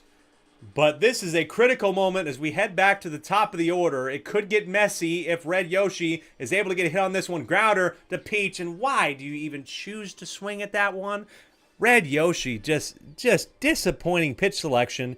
He's probably like 2 for 10 on the season so far. He was 2 for 8 coming into the game. 5 straight zeros and 3 stranded. As the Monarchs maintain their lead, Baby Peach, the second baseman, has missed a few tonight. Maybe she can make up for it with a hit, but takes strike 1. As Red Magic Koopa surprisingly is still in the game for this team. But there hasn't been a lot going on. Can't grab that one, does Green Critter. And maybe now is the time with nobody out you decide to pull him. He is getting tired again. He will stay in. Is maybe being a little bit stubborn here. Here's Peach. Take strike 1. Now's here maybe you can get a little bit of that outside edge curveball, but this is grounded. 4-6-3. Great play yet again. Having to throw away from his body was Green Critter there, and another double play from the Critter brothers here. 2 out here for Green Drybones, who's just been so stellar so far this season for this team. I know there's not been any wins, but he's been a highlight as this one is deep to center field. Got to run and get to it. Sliding back and grabbing it is me for the 3rd out as we head to the top of the 6th and what has been an interesting defensive baseball game. It feels like, a bit more traditional baseball in a way or something to that effect. Top of the 6th power section of the lineup. Can Jeff maintain his position here? Has pitched 5 shutout innings. Green Critter, though, this is going to get into the gap. It will be 2, as that one's going to be far. Green Critter's going to get 2, as Pink Yoshi needs to get to it. The bomb is there, does get it off. Thought about going for 3, but stays at second. Stand-up double to lead off the inning, and now King K. Rool, with a runner in scoring position, can tie the game or take the lead, but he's not hit very well. He's 0 for 2 in the game. Off speed, though. Ooh, I really would like to swing on the first pitch there, King, but it does not. This second pitch, though, is swung on. Will Pink Yoshi run into the ice guy? He will, but he's still going to get to it. The pow ball doesn't matter. You're not going to tag up. Green Critter will tag up. It's going to be a play at 30, and save. Peach gets frozen. Nice tag up by Green Critter to get him into scoring position at 3rd, with Red Critter now only needing a single. This one, Green Critter can tag up on the sac fly and tie the game. It's caught by Pink Yoshi, and the Fire's not going to allow him to get the ball in. 1-1 here. A tie ball game at the Garden as some smart base running, a tag up from second by Green Critter. Fundamentals, folks. I know we've had some players have some tough base running, and a lot of times they just go way too early and run into double plays. But now 2 out here for me. Jeff allowing his first run of the night. What a game this is, folks. Could be going to extra innings. I would not be surprised with just how things are going. But I do get on base with 2 out here for Red Shy Guy. Maybe he can make something happen. He will make something happen. There's 2 on as the boo ball gets past Pink Yoshi. He doesn't even look at it. I'm going to get to 3rd. I'm going to try. Oh, I thought about going for home, but instead I stay there. I almost think that you could have been aggressive considering the situation we're in. But now Birdo needing a single. She's 2 for 7, I think. Here, heading to this critical at-bat, but she uses her star swing for the first time this season, and it's going past Peach. She misses it. 1 run comes home to take the lead, and Red Shy Guy will get home. 2 RBI single. What a time. We haven't seen Birdo use her star swing all season, but right there was the perfect time to pull it out. I've been critical of her not using her star pitches in the right moments, but that is a critical at-bat for this Birdo Bose team to take the lead on the road. And Jeff has not been doing very much wrong, but that was just good timing there for Birdo. Fly out to left field. No, it gets down, and this 2-out rally will continue here in the top of the 6th. With Red Magic Koopa in the 9 spot. If you get him on, you could get Red Yoshi back up, which I guess I don't want that. So how about you just hit a homer here, Red Magic Koopa. This one is going to line drive, though, to Baby Peach. Nice save there to stop things. It could have gotten a lot worse, potentially. Jeff is a little bit upset, but how can you be that upset? You've pretty much pitched a great game, but the nice hitting, the well-timed star swing, 3-1 as we head to the bottom of the sixth. Good section of the lineup for this team, though, as Dry Bones will get at least a single on this. A nice save by me to prevent a double. So easy to get a double. Red Magic Koopa has refused to get out of the game. I'm honestly surprised he's still in. I do think it would be smart to go to your reliever to try to make the save, as this is on the ground and there's 2 out or 2 on with nobody out. I think you have to pull him here. But will Berto do it as Jeff is up to the plate? There's been a lot of scenarios where they've grounded into double plays. They will switch him out. It should be Berto going in there. It is. I think this is a perfect chance for her to make the save for this Berto both side. It's what you need to do. First pitch, swung on. It's right to Red Critter. There's the double. There's another triple play to end the inning. Unbelievable. Red Critter grabs it, makes the tag, gets 2, and throws it to first. The second triple play of the game prevents any more runs, and they're going to have one more try to get an insurance run. What a situation we just saw there, folks.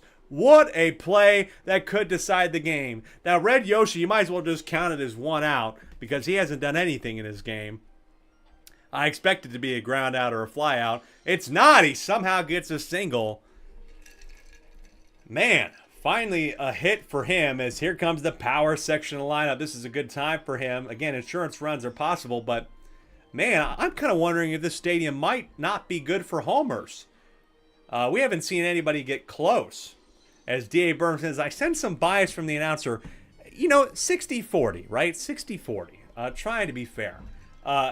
2 on, nobody out. King K. Rool. Here's a swing. It's swung on. Big hit. It's going to get to the wall. I don't know if it's going to get gone, but it stays fair. Gets down. Red Yoshi's coming home. The pow ball gets there. And that's a triple from the King. A triple from King K. Rool could prove to be the big thing that closes this game out. It doesn't get all the way there, and I do think, folks, that this is going to be a difficult ballpark to hit a true home run in. I definitely think you could hit an inside the Parker in this ballpark, but not today. You're not going to get a homer.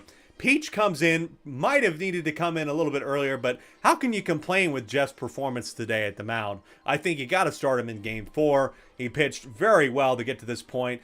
6 innings, 5 runs allowed, but I really do think the scoreboard is not telling the whole story about his performance today. Red Critter, this one's going to get into the gap. King K. Rool is going to get home. No outs, 6-1, and the Berto Bows are looking like they're wrapping and putting a bow on this game. I'm in there, and I'm going to hit a single as well. They're 2 on again with nobody out. Man, the floodgates open right at the end here. It was an incredible defensive battle, and now 6 runs in the last 2 innings for the Bows, as here's Red Shy Guy going to hit this in the gap, and the bases are loaded again, with Burrow up to the plate, who hit the critical one to take the lead for this team. Nobody out, folks, as she hits one into the gap. It gets down, but Red Critter doesn't run. He, for some reason, was waiting on that. I don't really understand that, but luckily the error item allows him to get home. That was a little bit close. 7-1 here for the Bows, as it's a strike here on Gray Shy Guy. Boy, it looked like this Berto Bows team was not going to do anything at the plate today, but instead they crack it open and put up 7 runs in the last 2 innings here. 1 out, though, and maybe we can get out of this inning if you're the Peach Monarchs. But it's not going to get out. But I don't run for home. What the fuck was I doing again? Out there, and couldn't add another one. We got to really start thinking about when there's bases loaded, you just run. You just run. It's fundamental of baseball. As Red Yoshi takes a star swing at that one off of the head, and I can't believe Lakitu didn't call that a fair ball. It was at first base. It was inside and went off the first baseman. Don't understand that one. Questionable call if I've ever seen one. Another star swing goes foul, and Red Yoshi's trying to fight this off. 0-2 with 2 out. A third star pitch. Another swing, and it's in the gap. Red Yoshi pulls that out of his ass, and it's 8-1. What a time to fight that off. You save the star swings for the right time. Baby Peach will come in to try and at least close this. Top of the 7th out. Green Critter Big swing, but it's going foul again. And another ball into the balcony for the fans. You can't deny that the fans have been getting some souvenirs tonight. Green Critter will take a ball, so 1-1. Here, top of the 7th, 8-1. This one could be deep, but again, folks, a lot different ballpark. It's not going to get gone. Blue Critter underneath that one. That is 3, but an incredible last 2 innings for the Bows when they put up 5 scoreless. One chink in the armor, and like Achilles' heel, they just go right at it. So now, needing 7 runs of the Monarchs, and they have not been able to do something like that. Grabbed by Red Magic Koopa at third for the first out. The Monarchs have not been able to put up 7 runs in a game. But like I said, you never know. This is a great ballpark. I think that they're going to have a tough time with other teams, or other teams rather, going to have a tough time playing at this ballpark, considering the singles that they could provide.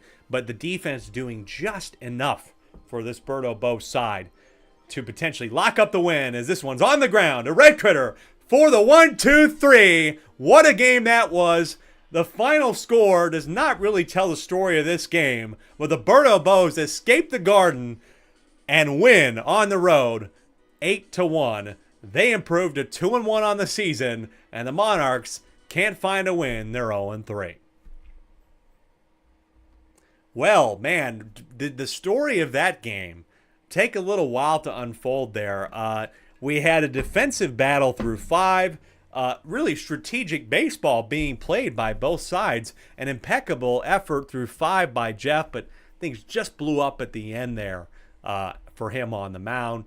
And the base running from Green Critter to get the tie, then plus the well-timed star swing from Birdo, makes it a 3-1 game, and it was all deuces from there, made it 8-1. The Monarchs, man, again, 2 times this season they've had the lead early and not been able to hold on to it, and you got to wonder, do you make any moves with them? Do you change things up?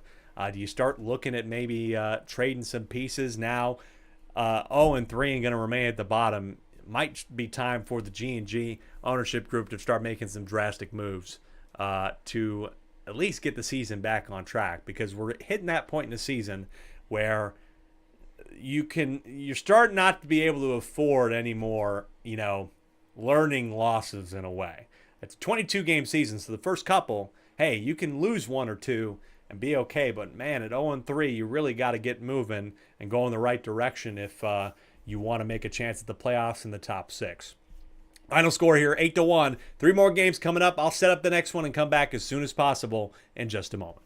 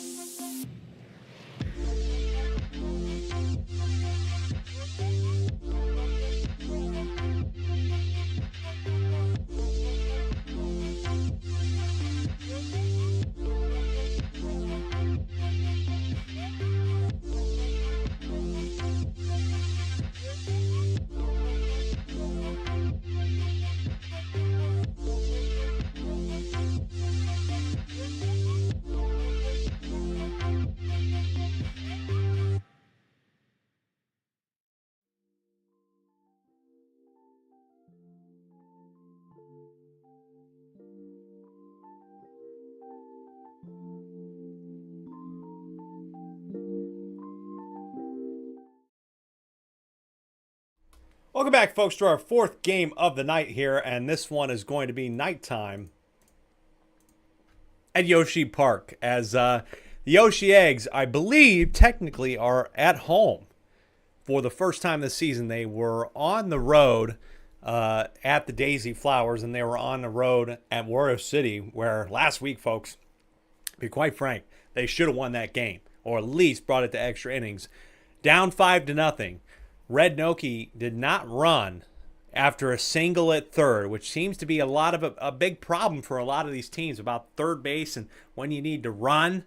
And Red Noki cost that team a run, but then she hit a 3 RBI triple to keep him in the game.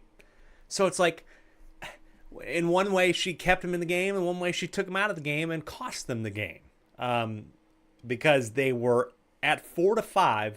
And Brown Critter, I believe, somebody, maybe it was Brown Critter or their Critter. Hold on, I'm looking at their lineup. Red Critter gets picked off at third in scoring position, and that's the end of the game. It was a tragic way to end that game. However, a new day has arrived, and they needed to arrive here for the Yoshi Eggs. There's just not been a lot. They got blown out. Most runs put up on any team this season, 18 runs. You need something to spark a run for this Yoshi Egg side. And look, they have some of the pieces to do it. You have two big hitters in Red Critter and Red Pianta. You have some decent fielders in there. You just need to find a way to hold the line today. And honestly, they're facing a group in the Diddy Monkeys that had to switch up their outfield thanks to the pitching rule that no pitcher can pitch more than two games in a row. The outfield for the Diddy Monkeys is blown up a little bit. So both sides could have a hard time robbing home runs today, which means it's really anybody's ball game here. The Diddy Monkeys, as we take a look at the standings, are one of the 4 teams that are 2-0. And when you ask Dave at the end of the draft who won and who lost in the draft, he admitted in some regard that he lost. That he lost in the draft. But a home run, a game-winning homer, walk-off by King Boo, and King Boo has led this team, both at the mound and at the plate, to a 2-0 season so far, and they're in the top 4. Not losing right now after the dust has settled through 2 games. Can they keep it going? Can they stay 3-0? We've already had one of the undefeated teams, the Ouija Knights, get knocked off. There's only 3 left, and let's see if the Diddy Monkeys stay that way. But first, let's take a quick look at the lineups. The Diddy Monkeys, as I said, had to do a little bit of switching around. Nothing really, I would say, in the lineup, in the batting order, but they did do a bit of switching in the outfield in hopes that you can get Diddy Kong back out. King Boo's going to take the reliever spot, and maybe you can have a little bit of home run defense again. But King Boo is out in left field tonight. Dave is at first. Green Hammer Bro at third. But otherwise, the hitting order I don't think is crazy different. Meanwhile, for the Yoshi Eggs, I do believe that there were some switches for this team. A couple of our teams might have made some switches. Baby Luigi out in right field. Baby Daisy is pitching for her second game in a row after Yoshi pitched game 1.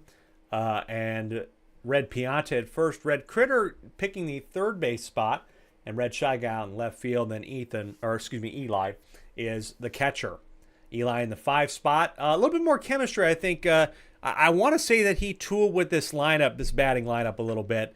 And so we might see some more air items out of this team. And I really think that the power is going to be in the 3, 4, 5 section here. 3, 4, 5, and 6, I expect to be where the big part of the hits come for this side. But yet again, as we take a look at the team batting averages, we've got the Yoshi Eggs batting at 365 towards the bottom of the league with the Bows and the Monarchs that we just saw. Meanwhile, Diddy Monkeys not doing too bad. Middle of the pack, maybe, about middle of the pack, batting 474. Only a 3.5 ERA through 2 games, and the Yoshi Eggs with a 6.99, so about a 7 ERA through 2 games. Those are the lineups. 4th game of the night. Let's get it rolling here at Yoshi Park. And I believe, as we get the game up, it will be King Boo to lead off for the Diddy Monkeys in the top of the 1st. just as they want. Here we go. King Boo on the first pitch from Baby Daisy will hit it and gets jammed on. Batters tonight have been very trigger happy. You know, the rule is you take the first pitch of your first at bat. But that rule is not being followed as Yoshi misses the tongue catch in the gap. Don't know if I'll count that as an error, but he did touch it. Maybe it is an error for Yoshi, as there's one on here for Dave.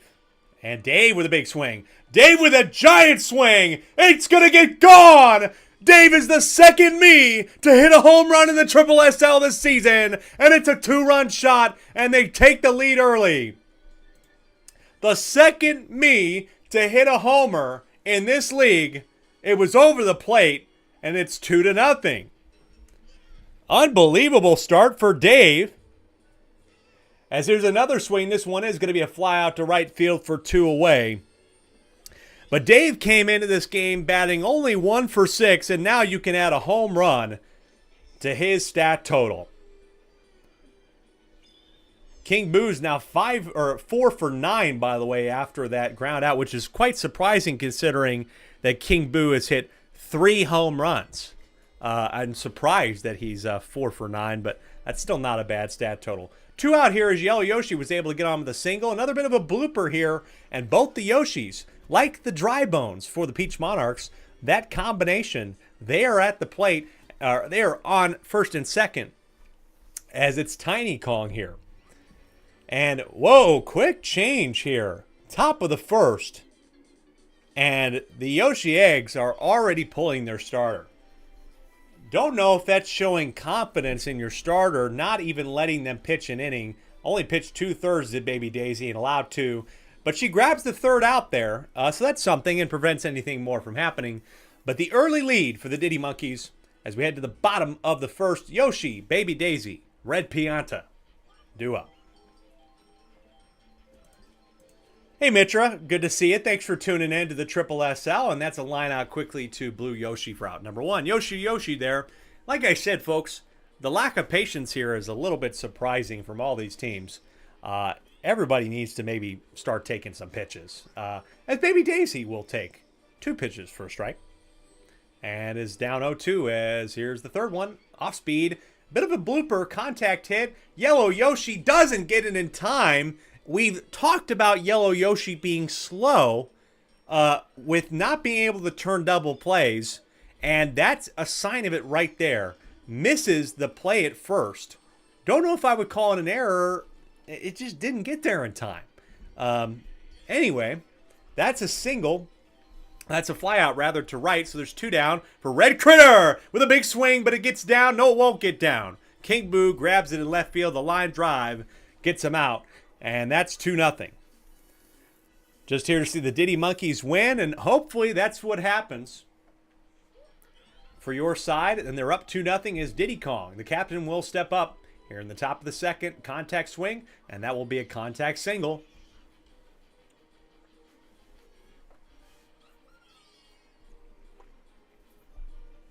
It's Dixie Kong here towards the bottom of the lineup here in the 9 spot. And Red Paratroopa running over to grab that one. Fly out to center field for 1 down.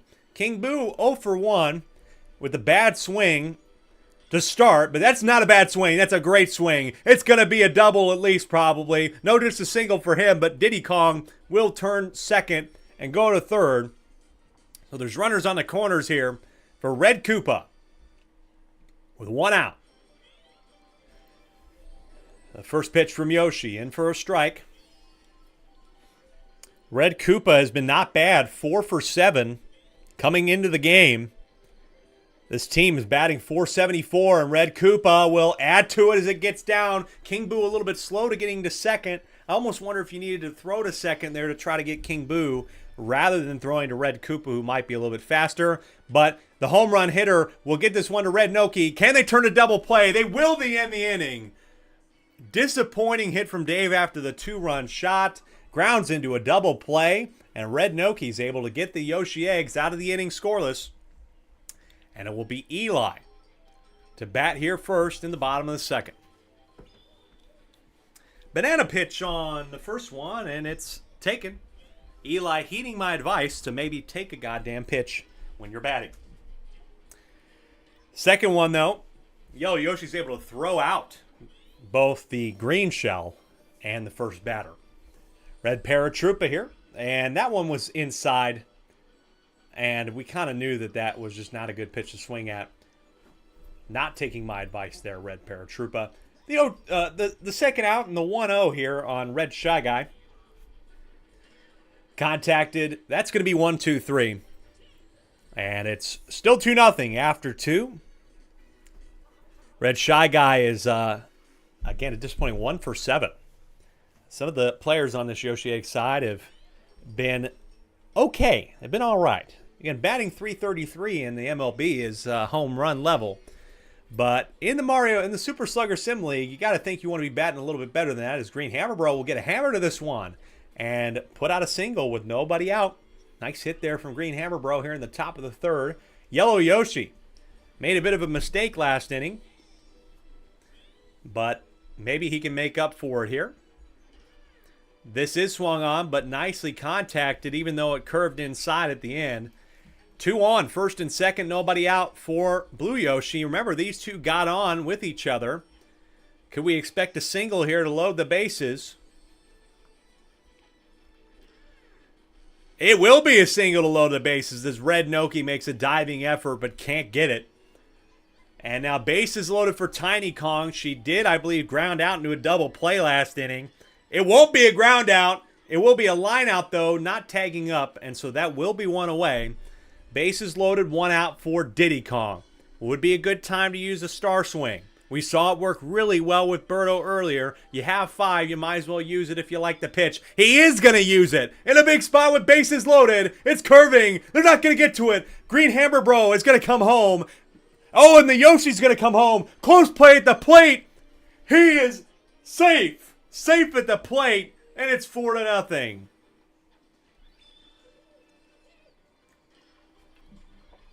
Take another look at this one. Yellow Yoshi was trailing behind, was coming up hot with Green Hammer Bro. A nice base running there. Makes the play at the plate, knocking off the catcher. And 2 runs added on here with 1 out. Dixie Kong, RBI single for her, 5-0. Dixie Kong has been surprising as well. Came into this game 4 for 6. And now has 2 RBIs on the season. And King Boo did well, but he flies that one out, lines it out to center field. And King Boo is a disappointing 1 for 3. All things considered. 2 out here. Alec, this writing content is keeping me from doing homework. I know. But it's a Friday, though. Why are you doing homework? I know you've definitely worked a lot harder probably than I did in school. I got to admit to you. Line out there to short. That's the end of the inning.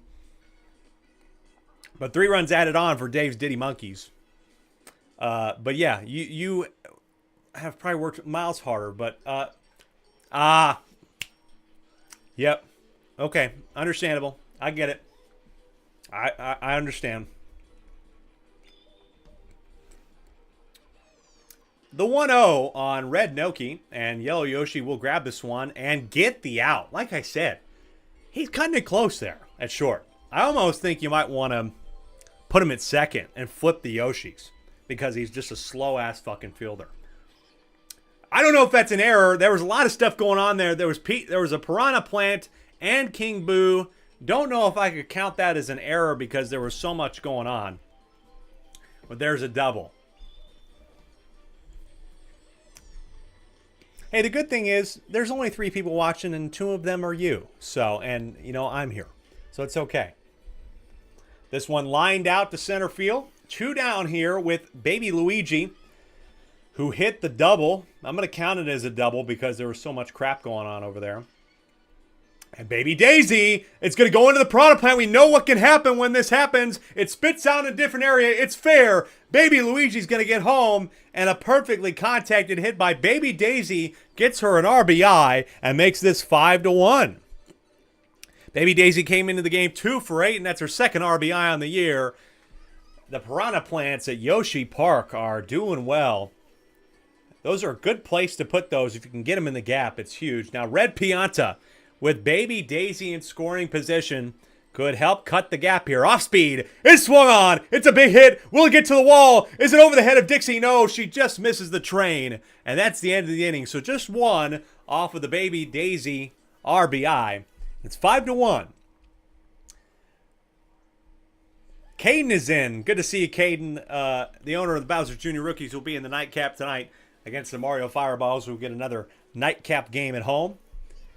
Bit of a prime matchup between those two teams. As here's Green Hammer Bro. We'll start off with a nice single. Not going to turn it double. In the gap. Well done. And here's Yellow Yoshi. Green Hammer Bro came into the game 5 for 6, and I think he's 7 for 8, folks. He's killing it right now. As here's Yellow Yoshi, and that is missed by Baby Daisy. Jumped too early, and there's 2 on with nobody out. And again, what happened last time? Blue Yoshi single, bases loaded, nobody out, but they didn't come up with anything last inning. But now they're going to have the same opportunity here. Bases loaded, nobody out, and now Yoshi getting a little bit tired with Tiny Kung up at the plate. She flew out to left in the last inning. Can she get something done here to add to the lead? The 0-1 is swung on and is not grabbed by Baby Daisy. That'll be a single. RBI single, 6-1. And now with Diddy up and the possibility of another star swing, you have to pull him, and now putting Red Pianta in there. So Yoshi on, or rather it was Baby Daisy that only pitched for 2/3 of an inning, and then Yoshi allowed 4 through about 2 and maybe a third. And now Diddy Kong will add to it, as there is the banana. Blue Yoshi won't take advantage of it. RBI single for Diddy, 7-1. Dixie Kong on the ground. There will be 2, but that is going to be essentially a sack. I would call it a sack hit in a way, which gets another run home. 8-1 for King Boo now with Tiny Kong on third. Just needs a single big swing. A heater. Foul to the right. The 0-1 is grounded and grabbed by Yoshi.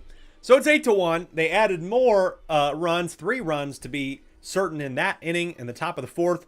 The Yoshi Eggs were able to score 1 last inning. Now you have Red Critter coming up. It's always possible. You need to try and at least keep pace with them in this inning if you want to have a shot here in the bottom of the 4th. As there's a big swing for Red Critter to lead off the at-bat, and there's no chemistry there. That one, if it gets gone, it's on the top of the wall. The foul ball will get him down. Red Critter is going to get to third. The train gets there just in time. Good throw by King Boo, but it's not in time, and it's a safe triple for Red Critter. Big spot here for the Yoshi Eggs as Eli's up to the plate and will not swing at that one. Red Critter started the season 2 for 7, is doing a lot better in this game. This one on the ground. Red Critter does not decide to go for it. The bomb, luckily, not affecting Yellow Yoshi. And now we see the Diddy Monkeys go away from Diddy and put King Boo in. That was exactly the design, was getting King Boo in late to close the game out. And here he is, 0-1. 0-2 here on Red Paratroopa with 1 away. It's line drive there, so it's 2 out, but you still got Red Critter there at third. King Boo with a 2.03 ERA through 10 innings pitched to start the season. Again, this team is one of the league leaders in ERA with a 3.5, tied with going into this game would have been the Birdo Bows. 0-1 for Red Shy Guy. He's going to take a drive. Can they catch it this time? They will. What a defensive play. And that is the ownership group making the right decision at the right time. They get the chemistry in left field, and they rob the homer to keep this game out of arm's length reach of the Yoshi Eggs. That would have been 2, but instead, it's nothing. 8-1, top of the 5th here for Red Koopa to start things off. Red Pianta at the plate. Line drive quickly to Baby Daisy for the first out. Yoshi Eggs, as we take a look at their pitching stats coming into the game, they were 7 ERA, as Dave, who hit a home run to start the scoring for the Diddy Monkeys, will continue it. Grabbed by the Piranha Plant, but not a huge difference, as you can't really run on that when it gets spit out right by first base. And here's Green Hammer Bro. Green Hammer Bro on the first pitch. It's a big drive to center field. Off the wall. What is Green Hammer Bro doing? Green Hammer Bro tried to run, made it look like they were going to run. Then Dave was starting to feel hesitant because Green Hammer Bro was in between the bases, and now it was just a single. This one a line drive. It's going to get to the gap in left field. Dave's coming home, not in time, 9-1. Now here's Blue Yoshi. 9-1 now, and Blue Yoshi has been putting people on base, but this time he's going to ground into a 4-6-3 to end the inning. Can't blame him. He's done enough to put runners in position and load the bases twice tonight. But just one run that time for the Diddy Monkeys. 4 out of 5 innings they've scored. And we head to the bottom of the 5th here for Red Noki. Red Noki, who had that clutch 3 RBI triple and who has been not too bad. Nobody besides Red Pianta has been hitting above 500. That is a ground out to Blue Yoshi for out number 1. Baby Luigi takes pitch 1 for a strike.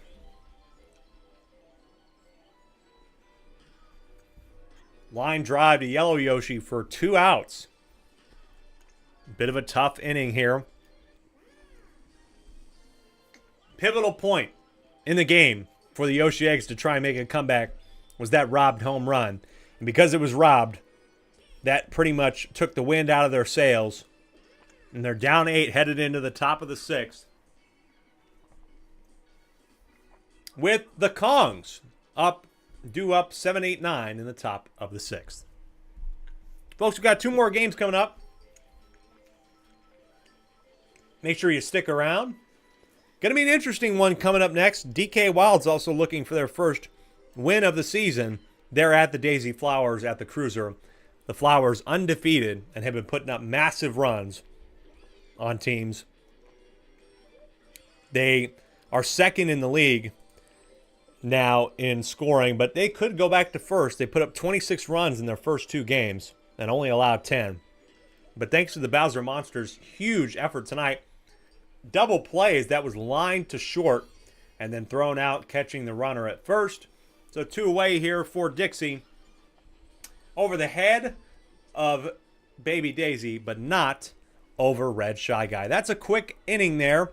First scoreless inning in 3 for the Diddy Monkeys, 9-1. And now we got the power section of the lineup coming around. Like I said, we're overdue for an effort to try and turn this around. Baby Daisy is at the warning track, and Dixie Kong doesn't wait for the train. Baby Daisy's going to get down to second. Leadoff double for her, and she's been pulling a lot of big moments, trying to keep her team in it tonight. Impressive from Baby Daisy, despite not pitching as much as I thought she would have. And there's a single there for Red Pianta, who continues to have a great average this season. And King Boo, maybe getting a little bit agitated. An opening, a chink in the armor potentially for Red Critter. Line drive. Does it get down? It does not. Baby Daisy was nice. Was smart to be patient. Knew she could have tagged up if it was more of a fly out. 1 out here for Eli. Eli desperately needs to get something going here for his team. He could. There's the train. And they're not going to get it. 3-run shot for Eli, the 3rd home run of the season, and it comes for Eli in a big time. Could this be the start of their comeback story here at home? They lost a heartbreaker last week in a comeback effort down 5. They were 1 run shy, and maybe, just maybe, that 3-run shot might be the shot in the arm they need. They don't have a lot of time, but now it's a 5-run game. You never know. Bases are cleared, though. You need to get Red Paratroopa on here, and he's down in the count. Off speed 0-2. It's going to be in the gap. If it's grabbed by Blue Yoshi, it will be, and he'll get him in time for the 2nd out. Red Shy Guy, who took a real shot at it earlier, I think might have been the one that flew out, or at least he hit a big one earlier. 1-1 here as he has a nice side, doesn't get too greedy on the inside ball. That one's in the gap, but it's grabbed by Yellow Yoshi. And that is out Number 3, they're only going to have one more inning, and they certainly need to repeat what they did last inning and prevent any more runs if they want to have a shot. But a good inning nonetheless. Again, glimmers of hope. Just needed it a couple innings earlier, I would say. Again, it could be 9-6. If that home run doesn't get robbed in left field when the pitching change was made, it would be 9-6. Line drive. King Boo only 1 for 4, I believe, tonight. A little bit of a disappointing outing for him, all things considered. Again, he still has 3 home runs this year, so you can't be too upset. Every great batter has a bad night in baseball. One out here for Red Koopa. That one does hit the ground fair, and he'll have a single. Here for Dave, who started off the scoring, as I said, with the 2-run shot to right field. Tall in right field. He takes strike 1 for Red Piazza, who has been not too bad in his closing effort tonight. This is a pop fly. It does get down for Baby Luigi, and that is a single as well. Runners on first and second. As we get to Green Hammer Bro. Tough person to have up if you're trying to prevent a scoring chance here. If you're trying to get out of this inning, keeping it 9-4. And this could be the ball game. It's a huge shot. Will it get gone? They can't reach it. Paratroopa doesn't have the wings. And that will seal it. 3-run shot from Green Hammer Bro to make it 12-3. Or 12-4, rather. 3rd home run of the year for Green Hammer Bro. That is going to do it, and the Diddy Monkeys will breathe a sigh of relief, wipe their brow, and improve to 3-0, and will be the first team in the league to be 3-0 on the season. Ground out there to short. Doesn't really matter too much right now. Now, I don't want to get out of, let's not get out of hand here. Blue Yoshi's going to ground this out, and it will be heading to the bottom of the 7th. You still have a half inning to get through.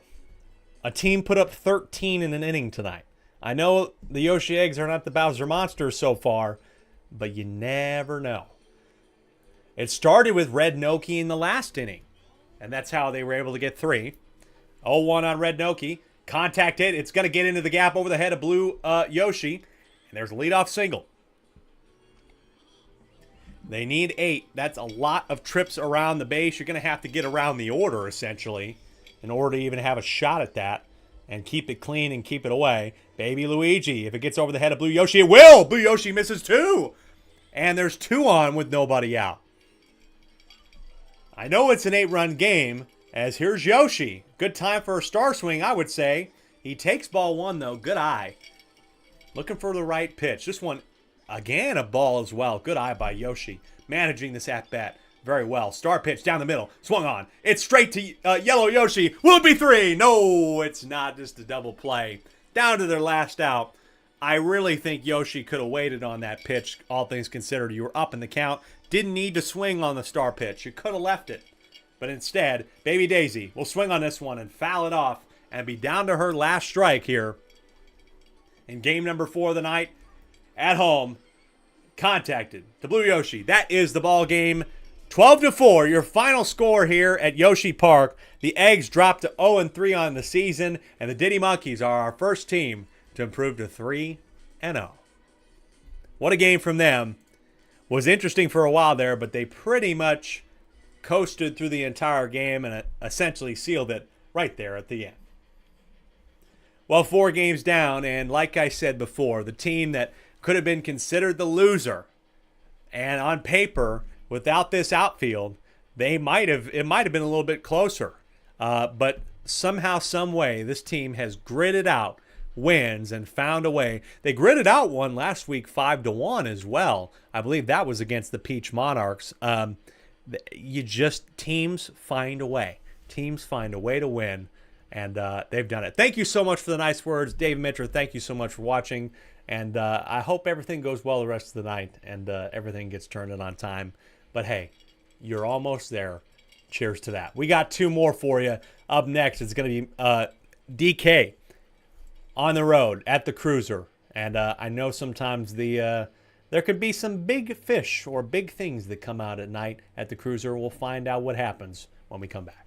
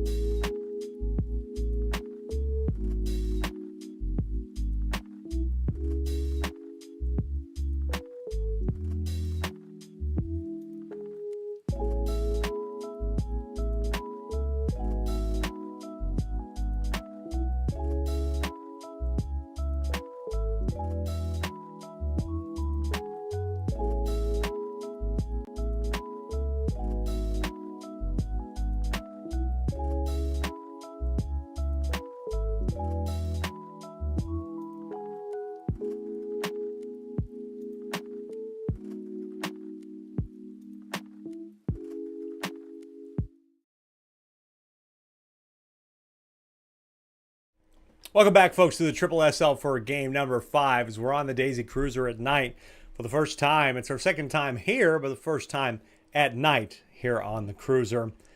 We've got another interesting one as the DK Wilds, who I can tell as we take a look at the starting lineups, have made some adjustments.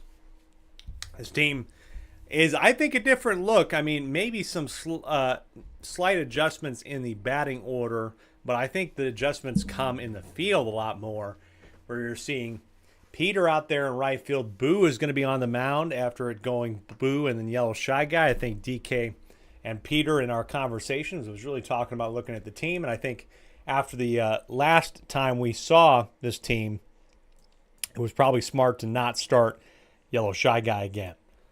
You got the Yoshis there on the left half of the diamond. Yellow Magic Koopa, a good spot in the second base spot, pretty standard. Brown Critter getting placed down to left field, and then DK in center field. Now for the home team, the Daisy Flowers, who have just been running through teams left and right so far. 2-0, have put up basically 25 or 26 runs. I think one of those 26 was an unearned run. But they've been just crushing it. There's no doubt about that. You've still got pretty much this. Well, let me take that back. You thought that they would just come out with the same lineup because it hasn't, nothing's been broken here, right? But this team drafted off vibes is always looking to vibe check and see what they can change and do better. And the vibes have shifted. Boomerang Bro does pitch again for this team. However, I think the big changes are out in the field and in the lineup, where we see a switch with Toadette getting to second and Blooper starting off. Blue Dry Bones in third. Funky Kong now in fourth, I believe. That might be different, might be the same. Wiggler batting sixth and out in center field after, I believe, being at third base last time. Again, folks, my memory fails me a little bit. But, yeah, this lineup looks different. It looks different to me. The vibes are different, but will the vibes stay the same when it comes to winning baseball? They've certainly been doing it, putting up big homers. I mean, if we look at their stats, they put up, actually, surprisingly, they have only put up 3 home runs, but it's been all their hits. They're batting .524, which is among the league's best, and they've just had everybody's number so far. And will they have the DK Wilds number tonight? Again, you see that there's some hitting power there in the Critter and the Donkey Kong, but nobody so far has had an answer for the Flowers. And we'll see if anybody does this time as we head to our 5th of 6th. It's DK at Daisy. As we get started here, it will be the DK Wilds to bat first here on the road. Let's get it going here with Peter. Peter starting off the hitting and starting off grounding out to second. Maybe DK now. So on this one, it's over the head of Toadette, who's been doing very well at shortstop as well as at the plate. Toadette has been doing pretty decently, but that time just misses that one. Toadette coming into this game 6 of 11. And here's Donkey Kong. As we look at the team stats for Donkey Kong's batting actually pretty well. As here's a big drive. Could be an early start to the game. They're not going to get to it in time. It was too fast. Donkey Kong home run. His 2nd of the year. And could it spell early doom in the water for the Daisy Flowers? Are the seas a little rough early? 2-0 for the Wilds, and Peter's got to be happy that his team has finally put up something big here to start. They lost a close one against the Bowser Jr. rookies in game number 1, and last week it just wasn't going their way as they ended up losing 12-6 to a newly found Bowser Monsters. Ground out to short, that is 2, but it's still a great inning nonetheless. As Donkey Kong 7 for 8 on the year. This one in the gap for Yellow Yoshi, who has also been doing okay, and now 4 for 7. But Donkey Kong has been carrying this team on his back. But surprisingly enough, who we'll see in a little while, Yellow Shy Guy coming into this game 5 for 6. Don't know if I would have said that. 4 singles and a double for him. Brown Critter the 0-2. Boomerang Bro. Big swing. Oh, man. The fish takes him out. Will it get gone? It will. Goodbye. What is going on? A DK Wilds team with 2 straight 2-run shots. 2 times 2 is 4. Huge shot there, and it is 4-0. What a hit there. Can you believe it? The DK Wilds are coming out huge here. Play at third. That will be the 3rd out. But a completely different look. This team's hit 4 runs. They only hit 4 runs in the entire first game. And now they put up 4 in the top of the first. The first inning for some teams tonight has been a godsend, and it certainly is one right now. But the Daisy Flowers, remember, folks, they put up 26 this year. There's no doubt that they're going to have something to say about this. As here's blooper. Doesn't get in the gap, but Yellow Yoshi, big play there. What a play. Nice arm. Gets it in time for the first. Toadette now.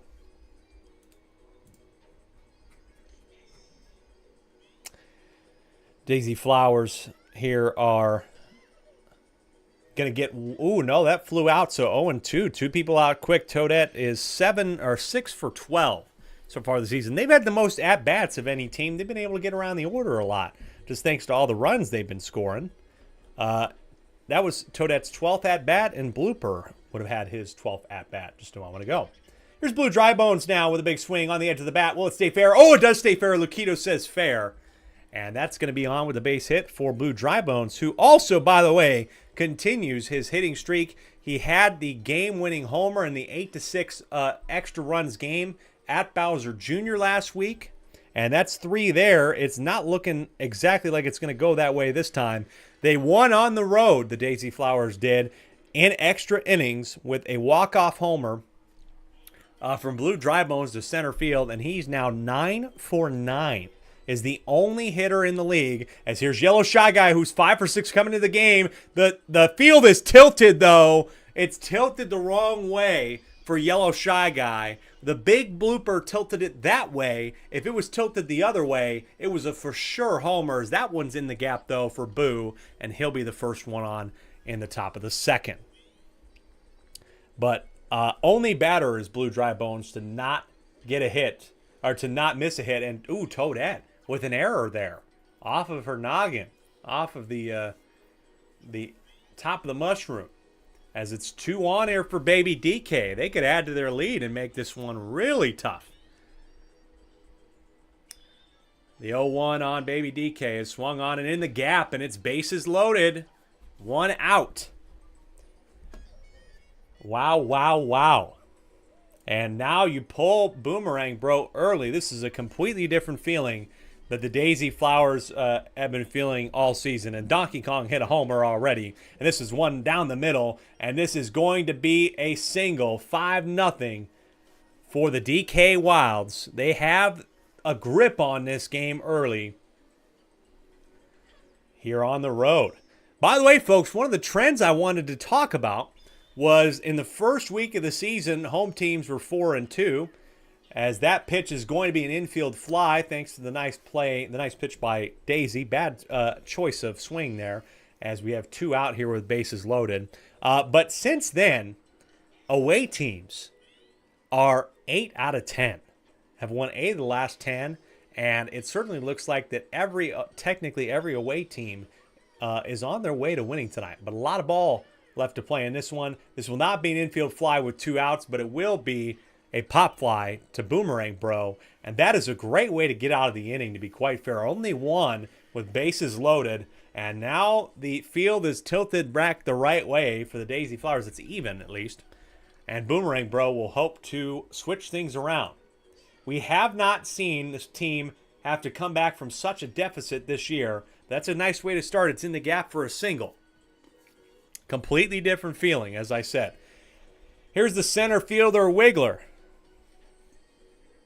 Takes first pitch for a ball. This team controls a lot of the stat categories. Again, Blue Drybones, the top hitter and average leader in the league. Funky Kong leads the league in RBIs coming into this week with 10. And here's a swing that goes to right field and is off the head of Peter. And that's an error. And Hammer Bro will get to second. He's going to go for extra bases. Oh, no, he comes back just in time. And I almost thought he would have got there. I don't understand why he went back. But nonetheless, the error leads to 2 on with nobody out. So the Daisy Flowers hold on off the edge of the bat. Red Paratroopa is going to get that one in.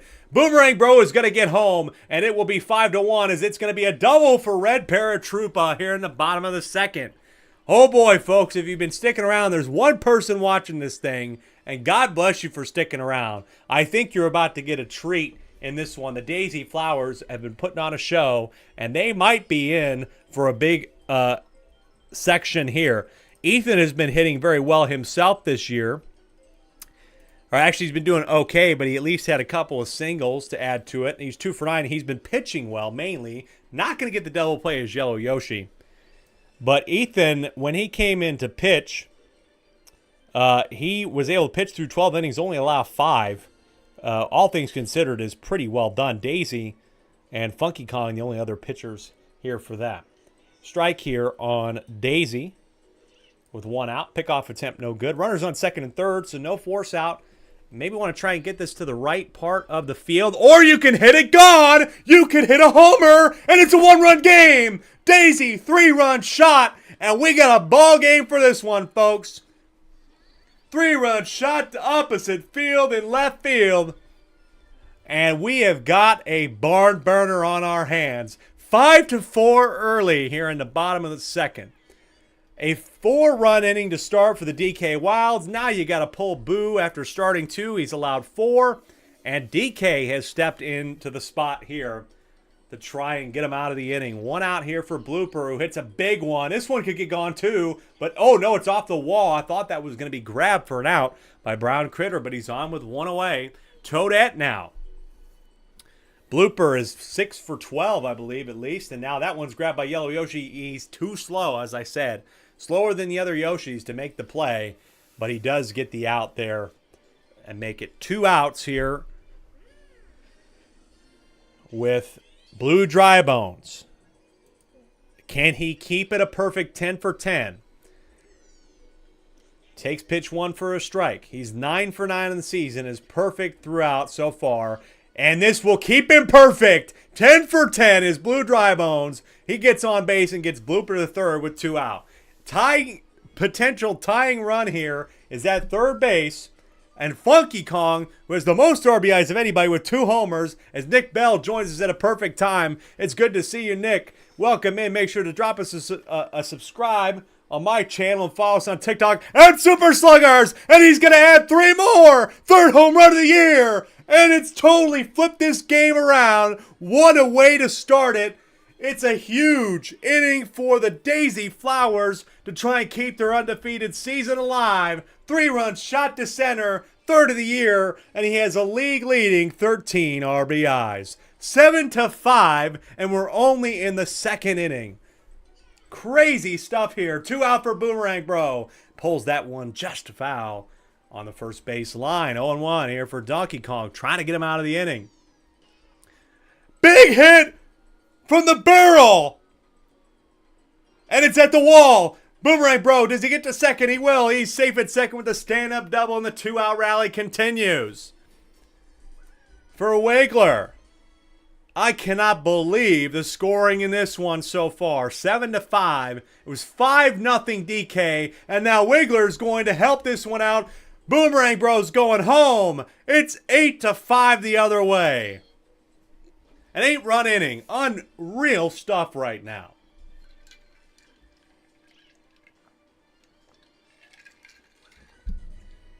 I got to catch my breath, folks. This is something. Red Paratroopa with 2 out and 1 on.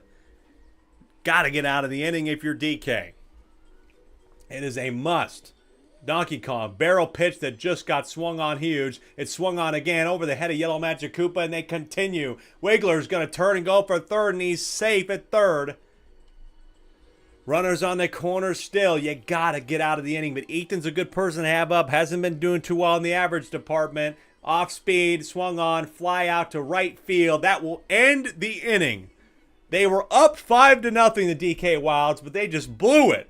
8 runs there in the second, but they can answer with Brown Critter, Yellow Magic Koopa, and Yellow Shy Guy up at the plate.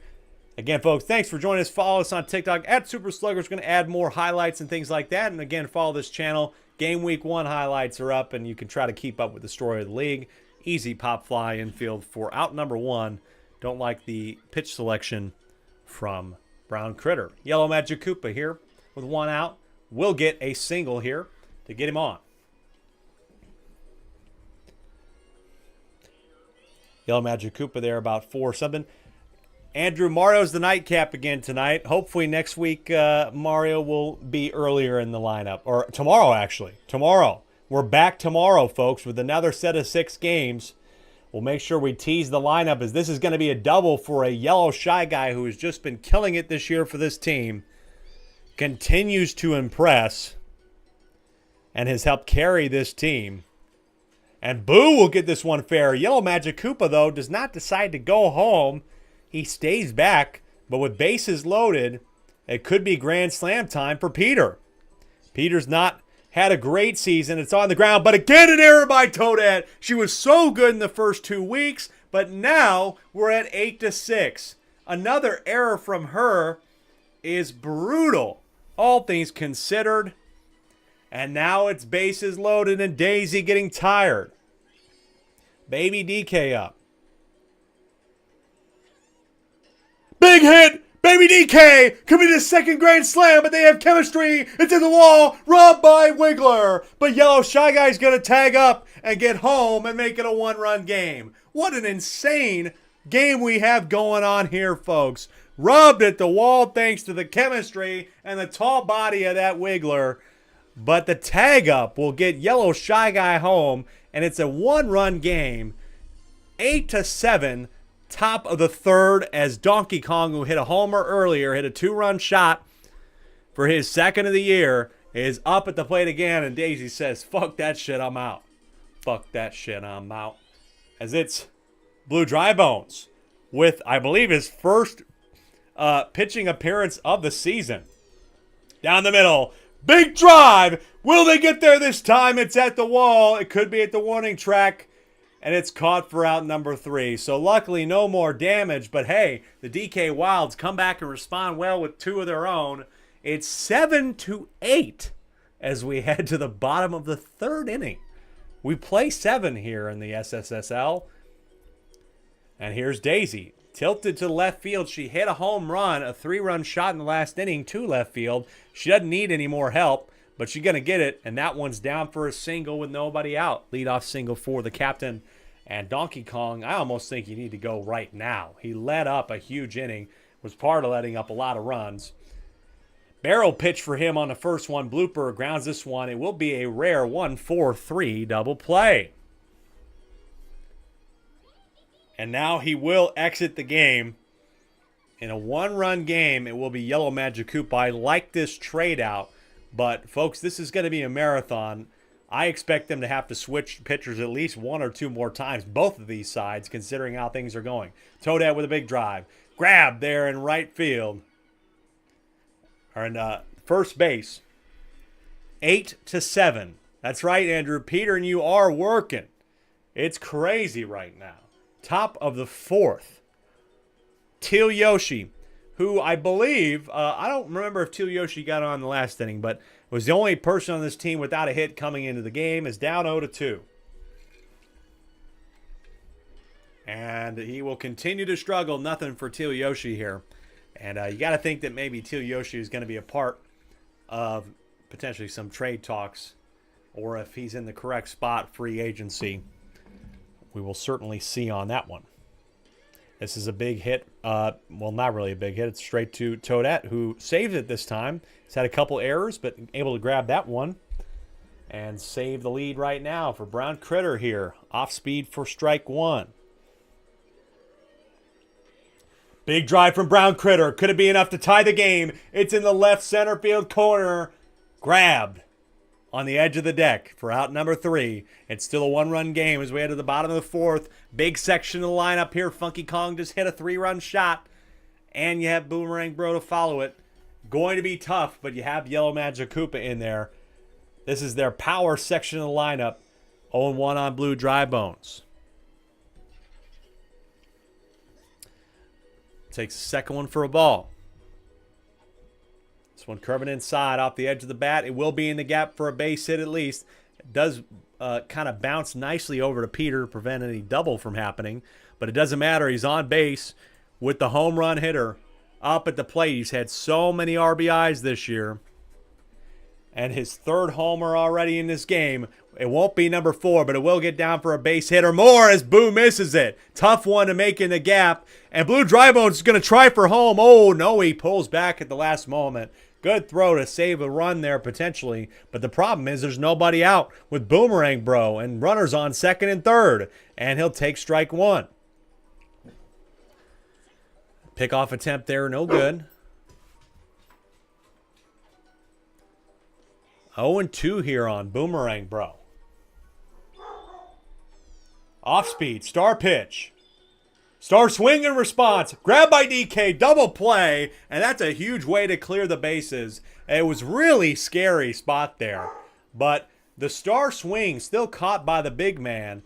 And it's 2 out now with 1 on. So a ground out here will end the inning and keep it a 1-run game. Or a line out too. That's an option as well. Lines out to Yellow Yoshi. And again, incredible defense there by the DK Wilds. We are in a game here. This could become a classic of the league. We'll find out.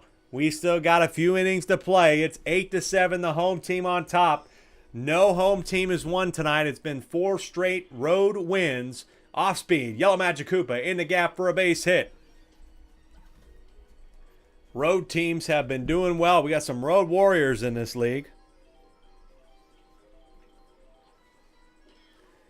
This one is in for a base hit as well. Yellow Shy Guy continues to be absolutely incredible. Against all odds, I don't know if anybody would have said Yellow Shy Guy was going to be one of this team's hitting leaders, but he is. And now with 2 on and nobody out, here's Boo.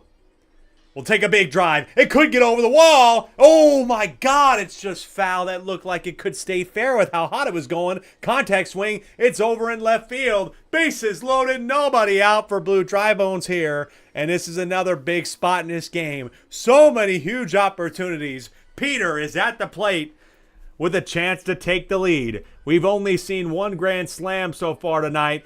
We thought it could have been a second. It's going to be a double play, but it doesn't matter. We have tied the ball game at 8 thanks to that hit.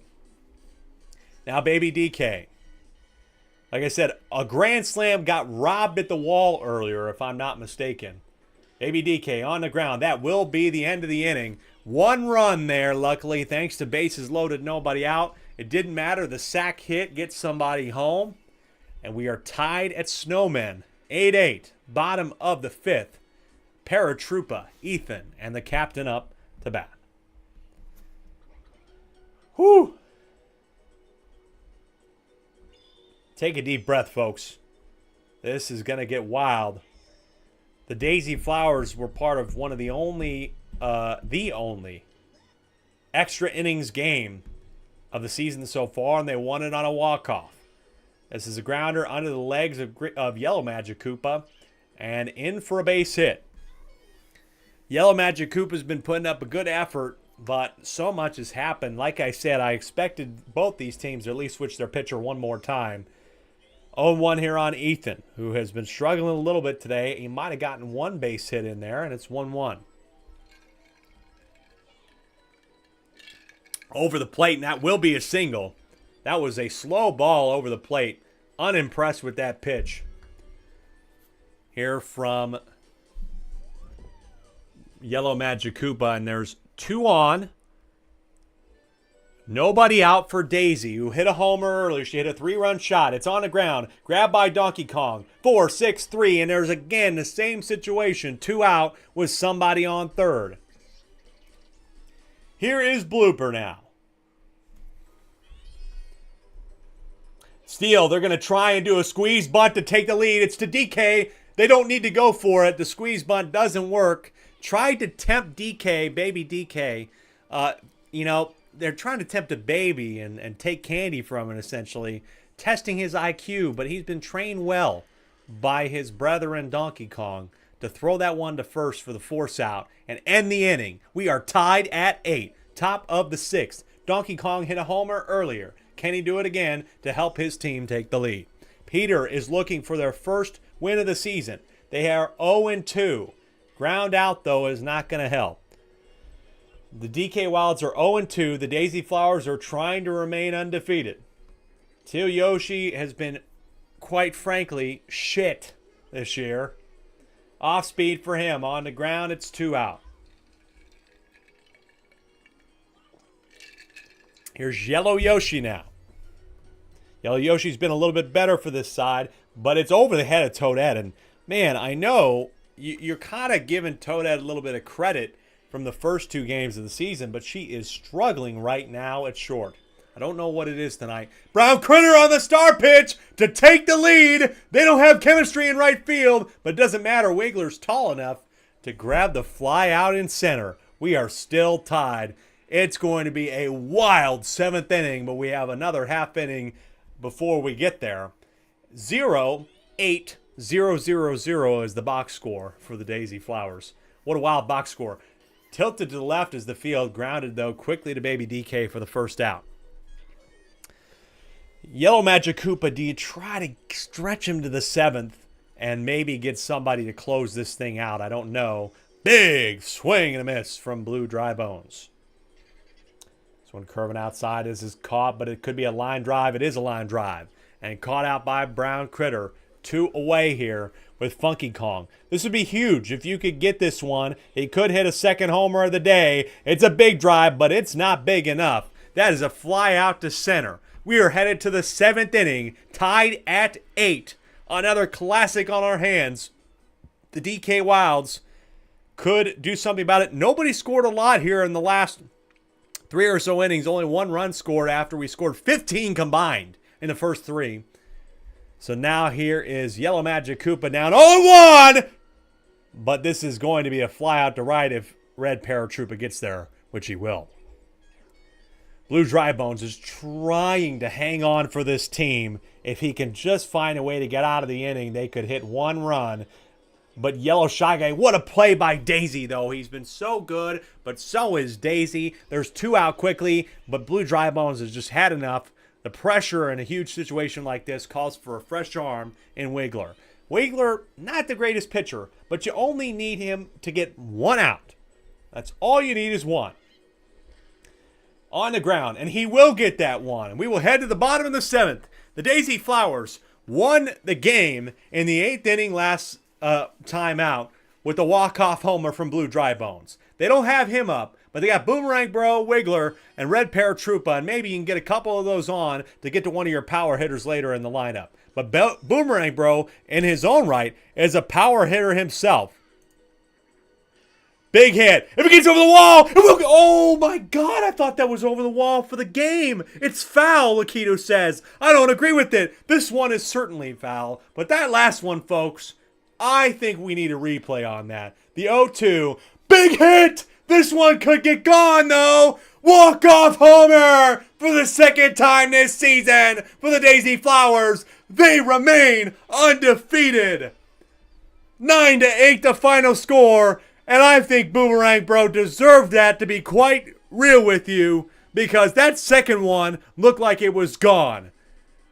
The DK Wilds have a heartbreaker. They lose their 2nd game of the season by 1 run. Oh my goodness, what a game. The Daisy Flowers continue to find ways to win ball games. They remain at the top of the league table right now. 3-0 are the Daisy Flowers. I mean, another incredible game. Every week we have one game that defines the week. And this is certainly one of them. It is a brutal heartbreaker of a way for the DK Wilds to lose, but they showed a lot of moxie in this one. They took the lead 5-0 early, though. That is a huge lead to lose, and that 2nd inning where they let up 8 is a tough pill to swallow. A really tough pill to swallow, and I don't know where you go from here.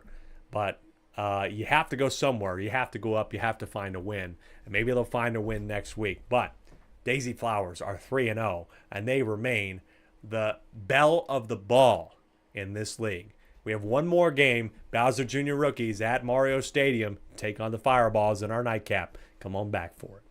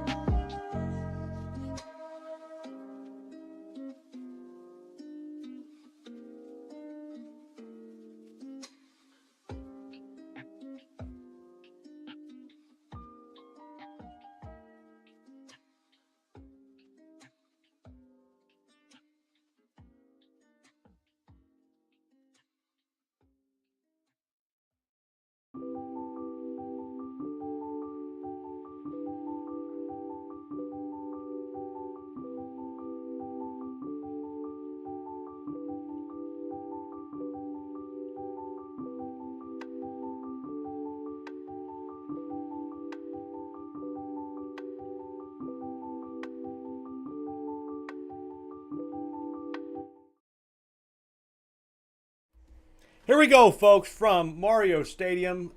In a few moments, I guess. I once again, I need to be a little bit quicker with these background changes. And would you look at that? Under the bright lights of Mario Stadium, one of the best places to play baseball, and one of the fairest, to be quite fair. It has been very fair to the Mario Fireballs, who are 2-0 in second place tonight. And they could, with the right run differential, technically jump into the first place spot. We'll take a look at everything as it squares out, and I'll verify the scores. But I've been doing them as we go, and I do think that one run win for the Daisy Flowers might open the door for them to catch up in the run differential department. But first, they have to win, and they have to beat the Bowser Jr. Rookies, who are 1-1. As we take a look at the second week standings, they did come into this game with just a -1 run differential, but they are 1-1, and so they have a lot of potential, especially just hitting-wise in general. Sorry. I had to stop the dog from grabbing my socks. They have a lot of potential hitting-wise, and they have a lineup that can produce hits, and a pitching squad, which really isn't too bad. I mean, we look at this team's effort. The ERA is a 5.86. It's pretty good.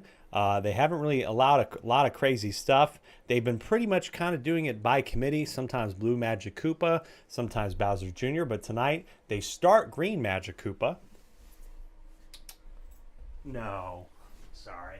Gary's being, my dog's being a little bit of a distraction tonight. They are starting Green Magic Koopa for the first time in any of these games. He did play, I think, in 2 and has come in a relief spot, has allowed 3 and 1 in his 2/3 innings. Not an amazing ERA, but we're going to see if he has the chops to start and carry this team towards the finish line tonight. The Mario team is always difficult. They have chemistry across the board, and they've been proving it in their games. They pretty much won both of them. Let me back up. They won the first one convincingly against the Peach Monarchs. The second one, though, was a lot closer, and they almost blew a 5-run lead at Yoshi Park. So maybe that scared them enough to change the lineup. And as we look at the lineups for the last time tonight, the Bowser Jr. Rookies did make some adjustments maybe in the lineup down the line. We got Bowser Jr. now in the 3 spot. He moved from the 2 spot. And we saw a lot of swaps going back and forth. So we see Green Dry Bones now in the cleanup spot. The Magic Koopa's in the 2 and the 5. And like we said, the field looks a little bit different, but we got chemistry in the outfield, so they should be fine defensively. Just going to depend on how things go later on and maybe who steps up to pitch in the 2 or the 3 spot.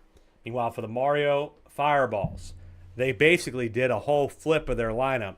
They took the 1 spot and put it to the 9 and so on and so forth, and you get a basically mirrored lineup with Red Toad still in the middle, but Andrew leading off, followed by Red Pianta and Yellow Toad. Then out in the outfield, you've got the extra red me in right field now, and all red outfield. But again, it doesn't matter. They can pretty much be chemistry everywhere. The Piantas are on the right side of the infield. The Toads are on the left. Like I said, this team's going to need to get singles, and you're going to need to hit it in the gaps if you're the Bowser Jr. Rookies. They're batting .448 with 3 home runs on the year. Meanwhile, the Fireballs, 5 home runs, batting .552. This could be another one of those games like we just saw that could have a lot of hits to start off. But it's going to be tough to go yard on a team that's all chemistry, man. It's going to be tough. A tough ask for the Bowser Jr. Rookies on the road, but if they do get this one and improve to 2-1, it could be a huge turning point for their season. But if they don't, there could be a lot of changes upcoming, as Caden's not afraid to make them and make the big moves to try and get things going. Final game of Week 3. Thank you so much for watching. Again, folks, we will, at the end of this game, give you the Week 4 lineup, which is coming up tomorrow, same time, 6 p.m. Central Time. The lineups will be due for all of our owners at 2 p.m. Central, and a lineup which will include, I'm sure, some more interesting ties. We'll tell you all about it and give you the standings, but stick around for this game right now as we get going here in the nightcap.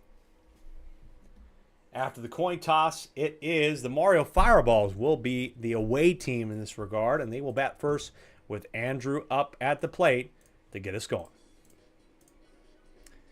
Here's the first pitch from Green Magic Koopa with his first start of the year as a ball.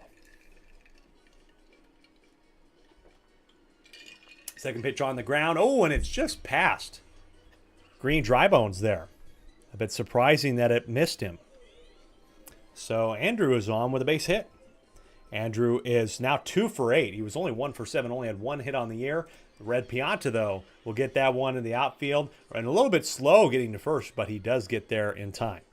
Red Pianta now 5 for 8 on the year, as Yellow Toad is 3 for 7. Most of these hitters are doing pretty well. Everybody except Andrew has at least 3 hits, which is pretty rare. That's why this team is batting among the lead leaders at .552.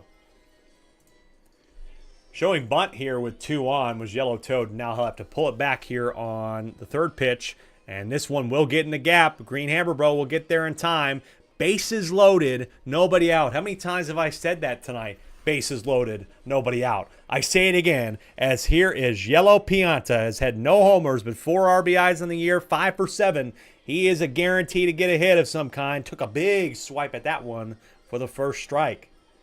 Do you keep this off the plate? That one is inside. It's in the gap. That will be a run quickly, and Bowser Jr. misses it. The fire's there. 2-run score. Yellow Toad is going to try for home, but here's the buddy pass at the plate. Safe. Safe with a double, a 3 RBI double for Yellow Pianta to get things going.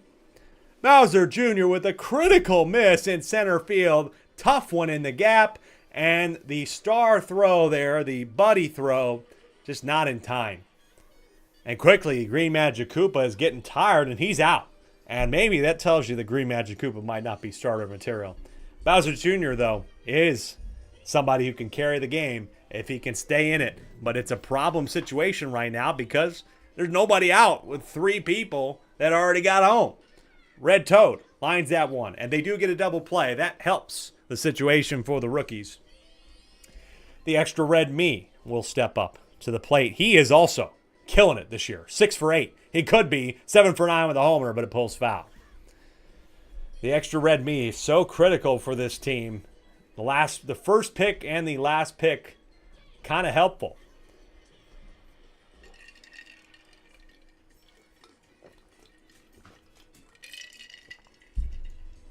That is the end of the inning, folks. Mario Fireball's up 3-0 as we head into the bottom of the first.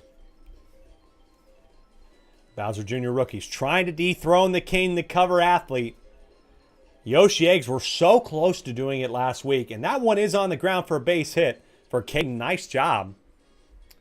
I said this is a tough defensive team, but we showed that they might have a chink in the armor. They almost lost to Yoshi. Maybe they'll do it this week. And that one is in the gap, like I said. Oh, and Caden, nice base running after the green shell. He's going to get to the runners on the corners. And nobody out with runners on the corners here, with Bowser Jr. up at the plate. The battle of the captains. This is a huge spot as well. I mean, like I said, the weakness of this team and what will be their downfall is the gaps. Caden does not go home, and Green Magic Koopa is stuck there. The reason why he didn't go home was because of that. He knew that that throw was going to be tough. But what a person to have at the plate. Green Hammer Bro. Green Hammer Bro has hit 3 home runs. It could be a 4th. It will be a 4th unless they get there. No, it's an absolute smasher. Go ahead, grand slam. The second grand slam in the league this year. And Green Hammer Bro's 4th homer of the season. Absolutely smoked. Unbelievable. The weaknesses for the first time this season are starting to show for the Fireballs, and they're down at home early. And a slobber knocker already. That one goes in the gap, and there's still nobody out. Here is Green Toad. Can he continue this amazing run for this team? He will if it gets down, it will. There's still nobody effing out for this team. We could get back to the top of the order. Here's Goomba. 4-run score with nobody out. Goomba will get it in the gap as well. The bases are going to be loaded again with nobody out. This could rival the 8-run inning we saw last game. It could potentially rival the 13-run inning we saw in the first inning of the Bowser Monsters at home, or on the road rather. That one is grabbed by Blue Pianta, and it's a double play, which means there's runners on the corners. Line drive there. Finally, Blue Pianta is able to reach one and make the double play. And so we can stop things for the moment. And maybe this stays a one-run game here, but Green Drybones, you never know. He could be sneaky. Green Drybones is 4 for 6 on the year heading into this game. And there's a big hit. It will get in the gap. It's going to get down. Another one's coming home. And it's 5-3. What a inning again, folks. I cannot believe the first innings we've been seeing tonight. They have been crazy, and they are not done yet. The last first inning of the night continues with Caden getting back to the top of the lineup. They batted through the order, but now they're done. Grounder to second base will end the inning, and Mario is tired early, upset at how they've allowed 5. This is an unusual situation. They were down for a moment against the Peach Monarchs, but they weren't down in the last game, and now they're down 2. And Blue Magic Koopa will snag that one for the first. Here is Blue Pianta. Down the middle. Ooh, but bad timing on the swing, and that's a strike. The paintball sometimes can be hit. It is hit, but this is a pop fly. The boo ball isn't going to matter. That is caught in foul territory for the second out. With Blue Toad, who's hit a homer for this team earlier in the season. This team has had 5 different home run hitters. Blue Toad will not add another one, but it will be a single as that somehow gets down. So with 2 out, here comes Andrew. Swung on. Oh, it's just out of the reach of Green Drybones, and there will be 2 on. Ooh, and Andrew. Again, a little slow. This team is giving some tries here. So 2 on. Chance for Red Pianta to hit the go-ahead homer here. He is one of the people that have had a home run hit so far this season. Off speed. It's a big swing. It's not big enough. And the boo ball will allow Blue Toad to get home. Will Andrew turn third and go for home? He will try for it, and he's going to get home. Tie, ball game. 2 RBI single. With 2 away. That's a tough spot to give up 2 runs with 2 out and only 1 on base. And they did give it up. And it's tied at 5. Tied at 5 for Yellow Toad. Take strike 1. Yellow Toad. Also one of those players who hit a homer in the first 2 games. This one, though, might be up. No, it's going to get down again. Another single. And these innings are endless right now. They have to come to an end eventually, but maybe they won't come to an end without another Yellow Pianta big hit here.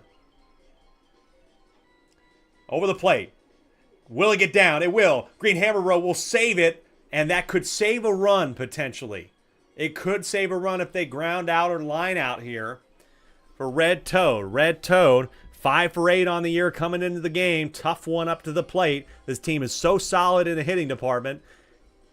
Here's the 0-1 paintball. Swung on. Into left field. It gets down. They're going to add a run. Red Pianta gets home. 6-5. They take the lead.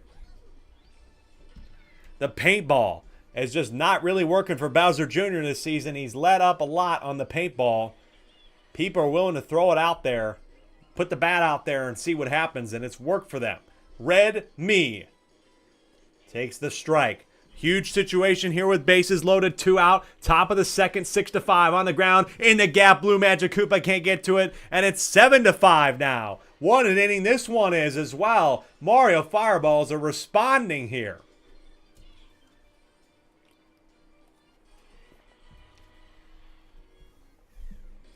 Here is Mario. This would be a giant spot for him. Bases loaded, 2 out.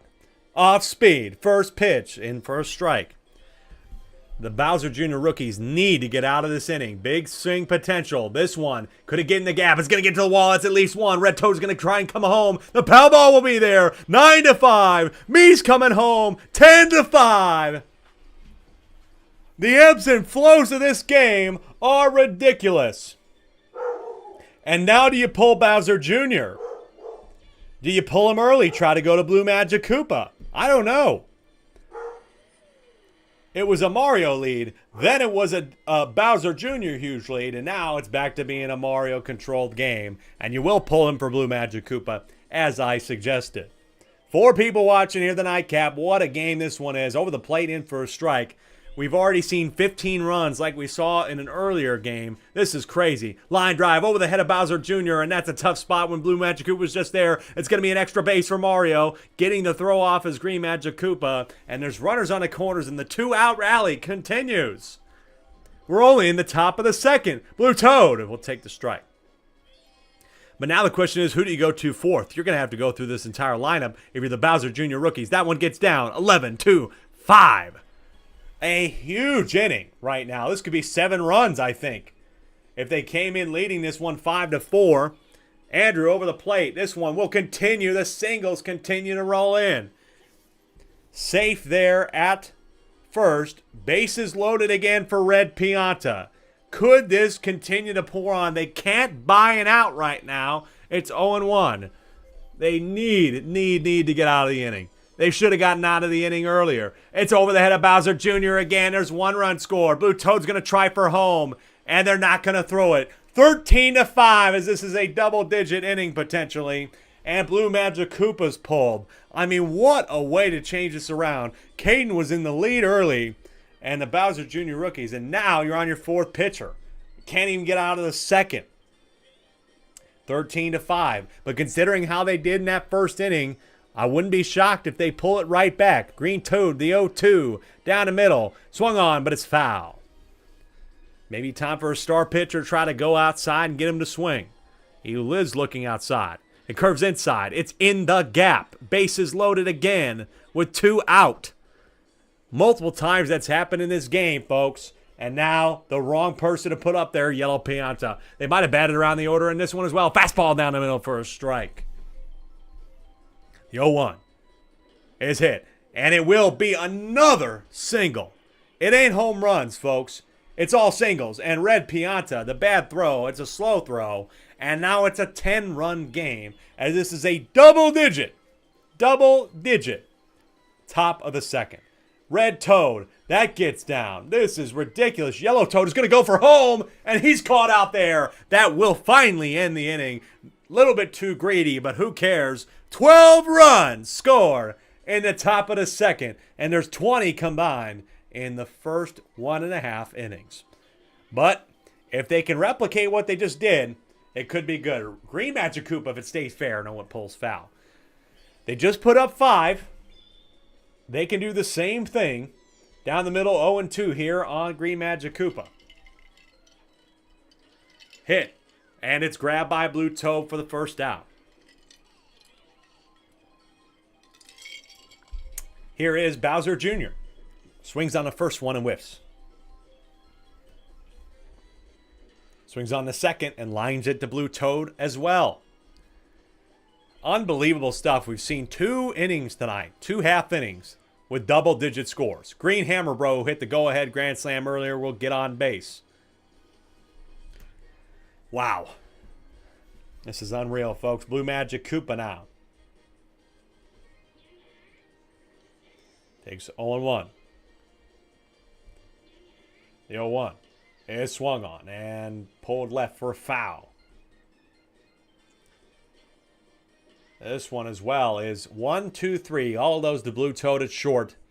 And that is not what you wanted to do to respond to a 12-run inning. They put up a goose egg. They put up a 0.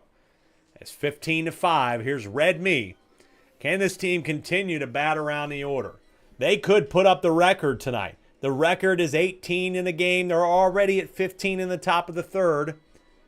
Bowser put up 17. It has been a scoring affair tonight. Nice play, though, to get him out for the first. Here is Mario. Over the plate, 0-1. The 0-1 is down for a base hit, and Mario will be on with 1 out.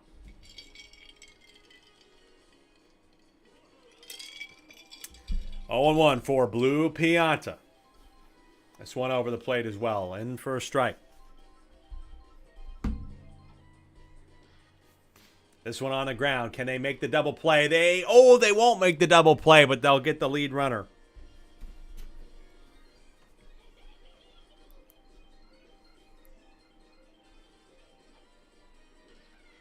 This one into center field. It's a 2-out single.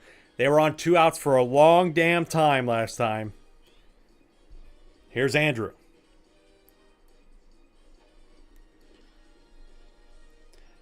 Single. Bases loaded. 2 out.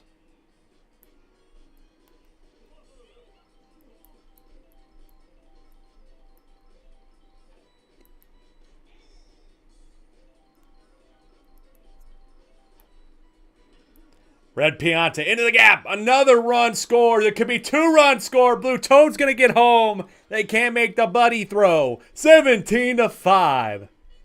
Oh, man. It looks so good after 1 inning for Caden's team. And now it looks so wrong as the hitting continues. They're batting over 500. And I think after we look at the stats of this game, they'll be batting over 600, potentially towards 700. You pull. It's another pitcher. They might pitch. I know they hit around the order, but they might pitch around the order here. 18-5 with Caden stepping in. Off speed for blue or yellow Pianta. This one will get grabbed for the 3rd out by Green Magic Koopa. Not a 12-run inning, but it is a 3-run inning, and they add to the lead with Green Toad up for the Bowser Jr. rookies.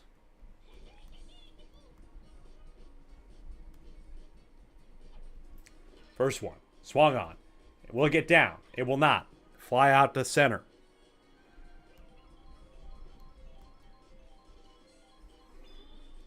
Mario, first pitch here. Fastball swung on, and it's straight to Blue Pianta for the 2nd. Mario getting tired, and how can you blame him? There's already been a lot of action, but he's in a much better spot than the opposing pitcher is. Green Koopa, though. Nice hit to try and get a 2-out rally started. I mean, you just got to get something going.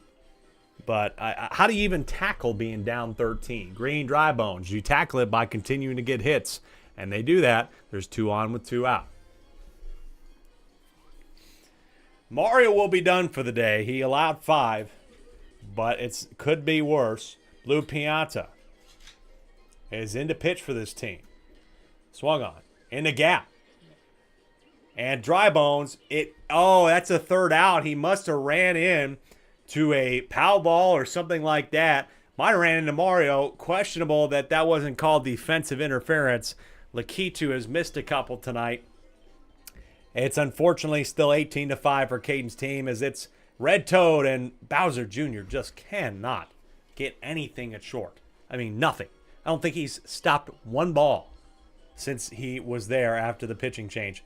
Showing bunt is red me, but not going to get it on the first one.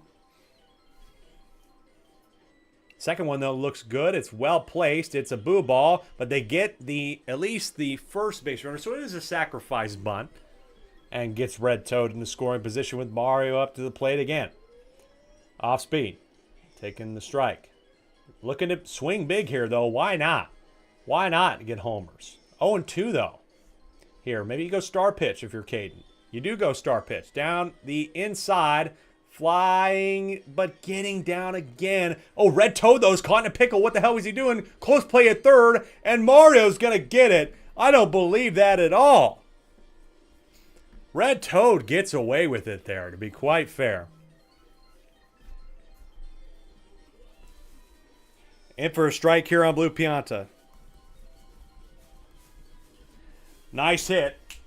This one's going to get down. Red Toad is going to potentially get home. And maybe Mario, too, as it's 19-5. But there's a play at second, and it's tagged out. There's the 2nd out. What a weird game this one is. This one swung on by Blue Toad. It's in the gap. It's a record, folks. A record has been broken tonight. A lot of history tonight. Me home runs. 2 grand slams, multiple triple plays in one game, and a 20-run game. This is the top scoring team. Nobody's put up more than this. And Andrew is caught out after the solid hit to right field. That ends the inning with 2 more runs on the board, and the Bowser Jr. rookies desperately need another 5-run inning or more. 20-5. We've seen a lot of blowouts tonight, folks. Unfortunately, on the ground here, though, oh, there's an error. The pow ball caused an error, but that also knocked out Green Magic Koopa. It doesn't matter. Oh, he's out! How in the hell did that happen? Andrew covers, and I have no idea how that happened, but it happened. Bowser Jr. on the ground. That is the second.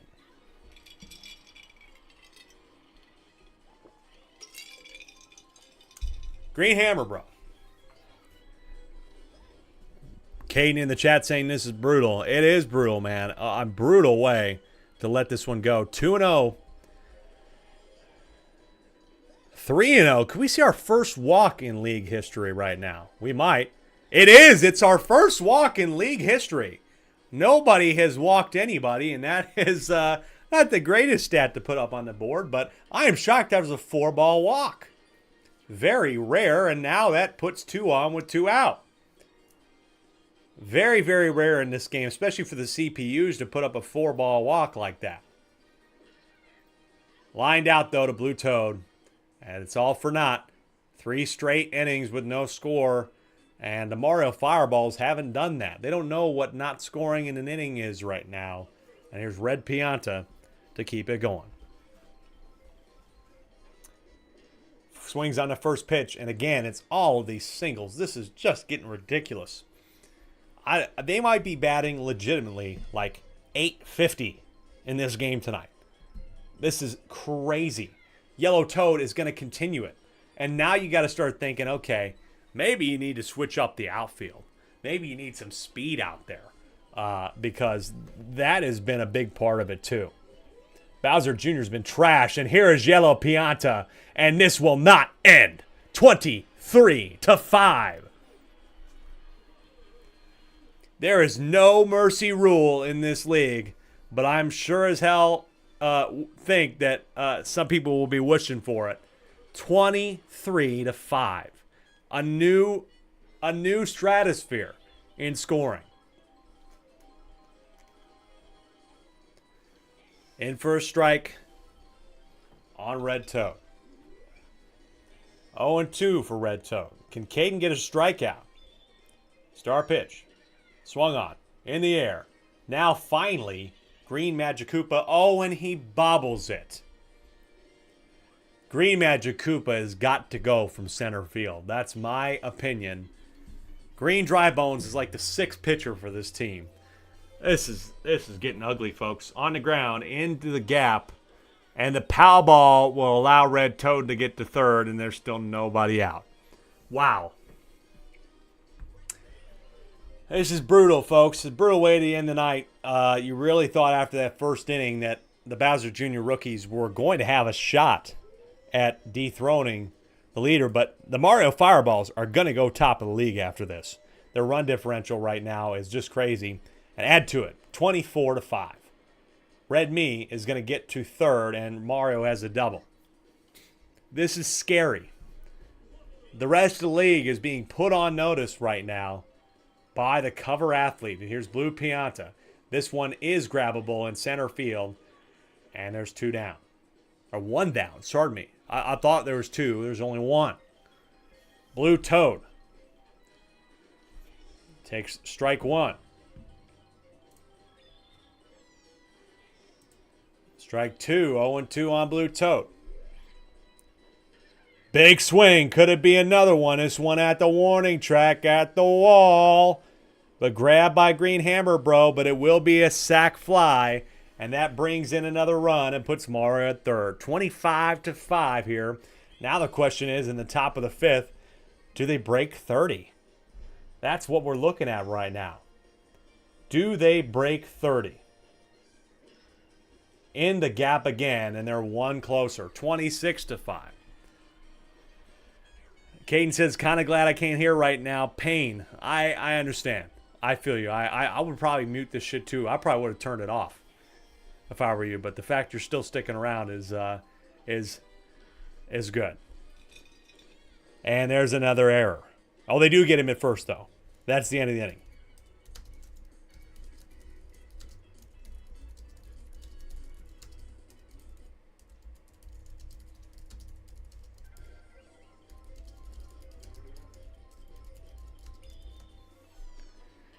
Goomba. Maybe he can get things changed. Oh, the blue ball. He might have a chance at a double here, and he will have a leadoff double.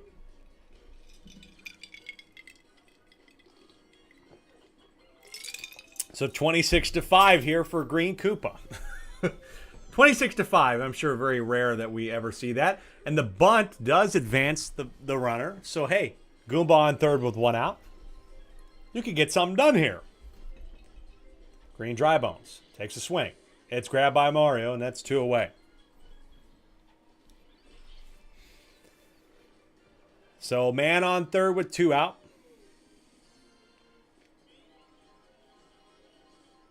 Here's Caden. Takes ball 1. Blue Pianta did walk the first ever walk in this league. Mario digs that one out. That's 3. And it's another scoreless inning. They put up 5, and they haven't put up a single run since. Cannot believe how this one has turned out. I was unsure that the Mario Fireballs could even do something like this. They only put up 5 last week on the road. They squeaked out with a win. And they are going to improve to 3-0 and will have put up more than 45 runs on the year. They could hit 50 on the year, the first team to get there. And we're going to be looking at a lot different stat leaders as well. Koopa is like this team's fucking 6th or 7th pitcher. I don't even know where we're at. 0-1 on Yellow Pianta.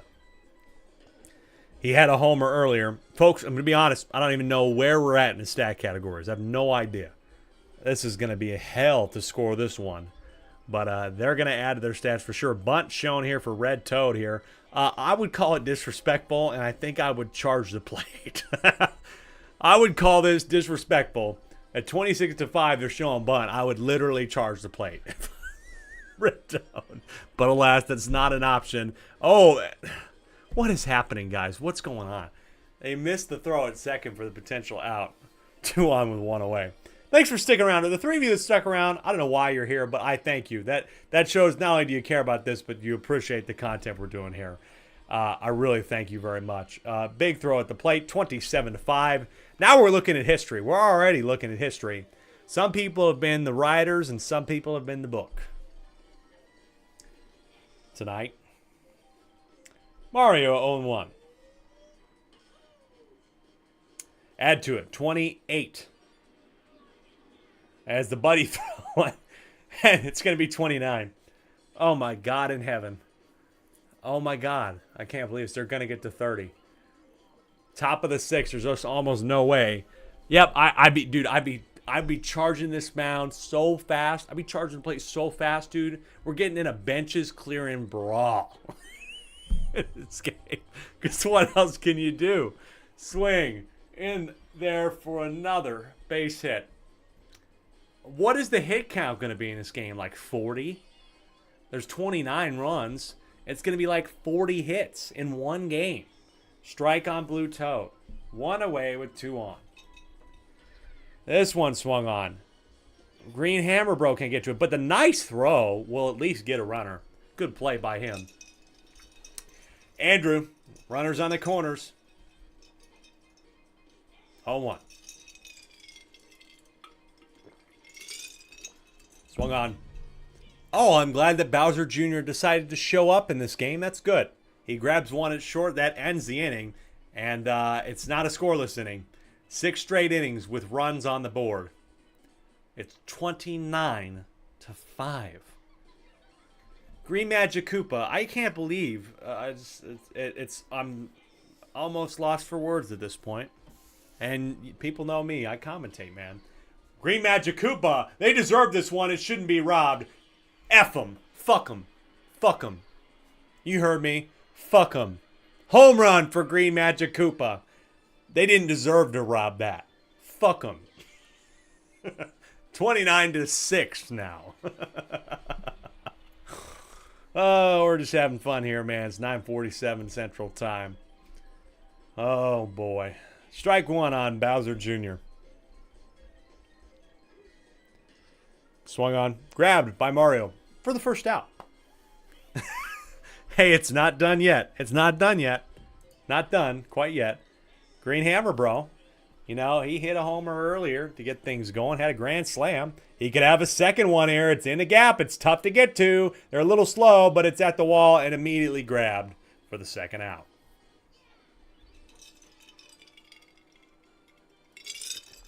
Just when you thought there'd be a chink in the armor. And, Andrew talked about earlier in the season that he wasn't worried about the fact that this team is slow, because it wasn't going to matter when you put up 13 runs a game. And they're doing it. And they're doing it more than that. And they can grab it there for the third out. And, folks, we're headed to the seventh. 1 run added in 5 innings. 29-6. Let's see if they can keep going and get to 30. 30's on the table. Green Koopa pitches a strike. 30's on the table here for the Mario Fireballs. But 0-2 here on Red Pianta. Swung on, it's into left field. It's in for a base hit. And here is Yellow Toad. Well, the lineup change that Andrew did seemed to work out. Doing a complete reverse order. Grabbed by Green Toad, and there's the first out. Bowser Jr. rookies will fall to 1-2 on the season, and it's brutal when it comes to the tiebreakers. They were only -1 in the run differential. Now they're going to be -24, and there's another error. They're going to be down a lot more, and that is going to put them towards the bottom of the table, and now you're relying on getting wins. You have to get wins. If they want to make a run, we have a long season to go, 19 more games. They're going to put Red Pianta in a pickle, nice double play, and that will end the inning. The only scoreless inning for the Mario Fireballs is the 7th. Not great. Bottom of the 7th now. Chance for a swan song here for the road team. But that's going to be really difficult to come back from, and you really have to focus on getting wins. But you have other teams that the Bowser Jr. rookies could potentially pick up wins on, but you never know. It starts now, 23 runs.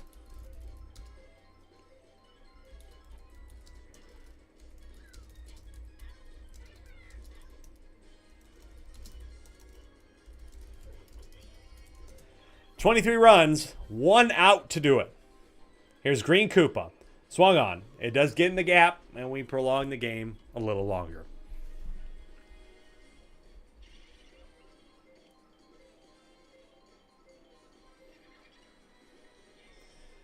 Strike 1 on Green Dry Bones. Right to Mario, and I don't even know how to say what that was. A trouncing, a stomping, a thwacking, a record-breaking win for the Mario Fireballs. They are top of the table at 3-0. Holy crap. Oh my goodness. We head back to the solo. What in the world can you say about that? It's going to be scary. Now, folks, 15 runs in the first game for the Fireballs at home. Tougher on the road for them. Tougher on the road. Back at home, they put up 29. They're on the road at the Daisy Flowers next week. That might be our leadoff game. Might put that game tomorrow. Tomorrow, 6 p.m. Central Time. Be there on time. The Mario Fireballs and the Daisy Flowers. What I believe is 2 of the last 3 remaining undefeated teams will face off in the first game of the evening to see who stays that way. And I cannot wait for that game. That's a season. That is a milestone game for this league, folks. It's huge. I want everybody to try and be there. I want you to show up, be loud, be proud in the chat. I'd appreciate it if you share with your friends. I'll try to be a little bit more promotion heavy tomorrow for what could be a thrilling game. And something's got to give. Somebody's got to put their first loss on the board. And right now, I'm worried if I'm Daisy. They had to pull off another walk-off home run, and they're going to have to do it again at home for their 3rd home game of the year. But they haven't lost at home either. I don't know, man. Something's going to give. But 29-5, or 29-6 rather, the final score. They don't break 30. So hey, not bad. 29-6 is the final score. 4-2 were the road teams tonight. So again, Road Warriors for the most part doing pretty well. Let's take a look at the updated standings real quick, if I can add them into our sheet here before we let you go. We'll get updated standings, and we'll take a look at week number 4.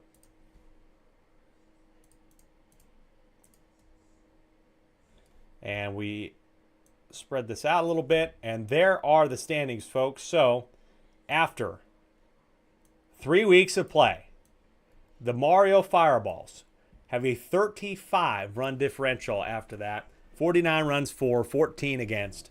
Daisy Flowers are well behind, but they are in second place.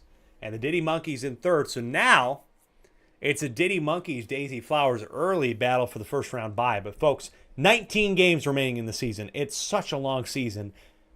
Anything can happen. You really don't. There's no guarantee. I know the Mario Fireballs look good, but anybody could go on a bad chain. The Bowser Monsters, Birdo Bows, Wario Muscles improved to 2-1 thanks to all of their wins tonight.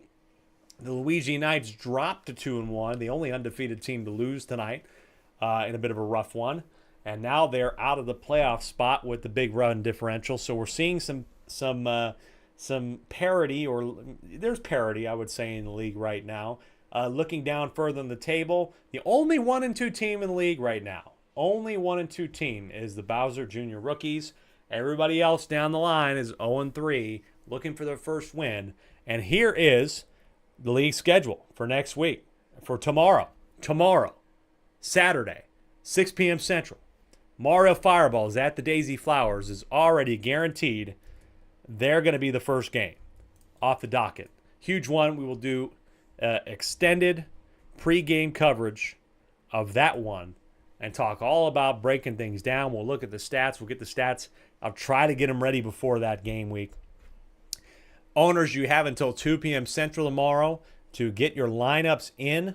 If you want to make changes, I know some teams are going to have to put in a new pitcher. Also on the docket, the Bowser Monsters at the Peach Monarchs. Peach looking to get that third win of the season, and they really got it close. I think maybe they could hold the Bowser Monsters, especially because of the deeper walls in that stadium. They're not going to hit as many home runs. Even with Bowser, they could limit home runs there, which is what they need to do to keep the Monsters under the bed, in a way. The DK Wilds will face the Mario Fireballs. The Mario Fireballs will have their third home game out of 4.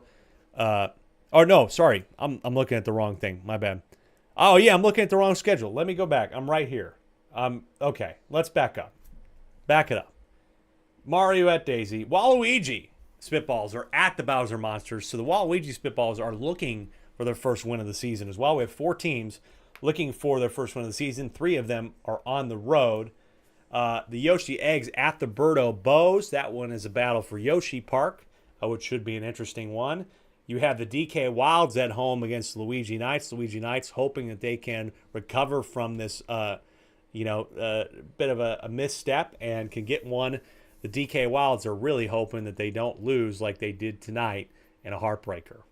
Then you have the Bowser Jr. Rookies who just lost there. They're taking on the other undefeated team. The Diddy Monkeys are going to try and stay undefeated at home. That one should be an interesting one. I'm really curious to see if this Bowser Jr. Rookies team can crawl back and make some adjustments. Peach Monarchs are at the Wario Muscles, so they'll be in Wario City. New matchup there for them. On the road again. You just got to find something. Maybe something will give there. But it's going to be an interesting set of matchups. Now, folks, thank you so much for watching and sticking around with us all night.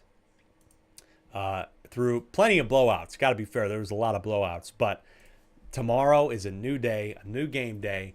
And what a first game we'll have to start things off for you. Mario at Daisy. A huge battle. Join us then. Until next time, I'm here saying I'm Alec Rome. Thank you so much for watching. And we will see you next time.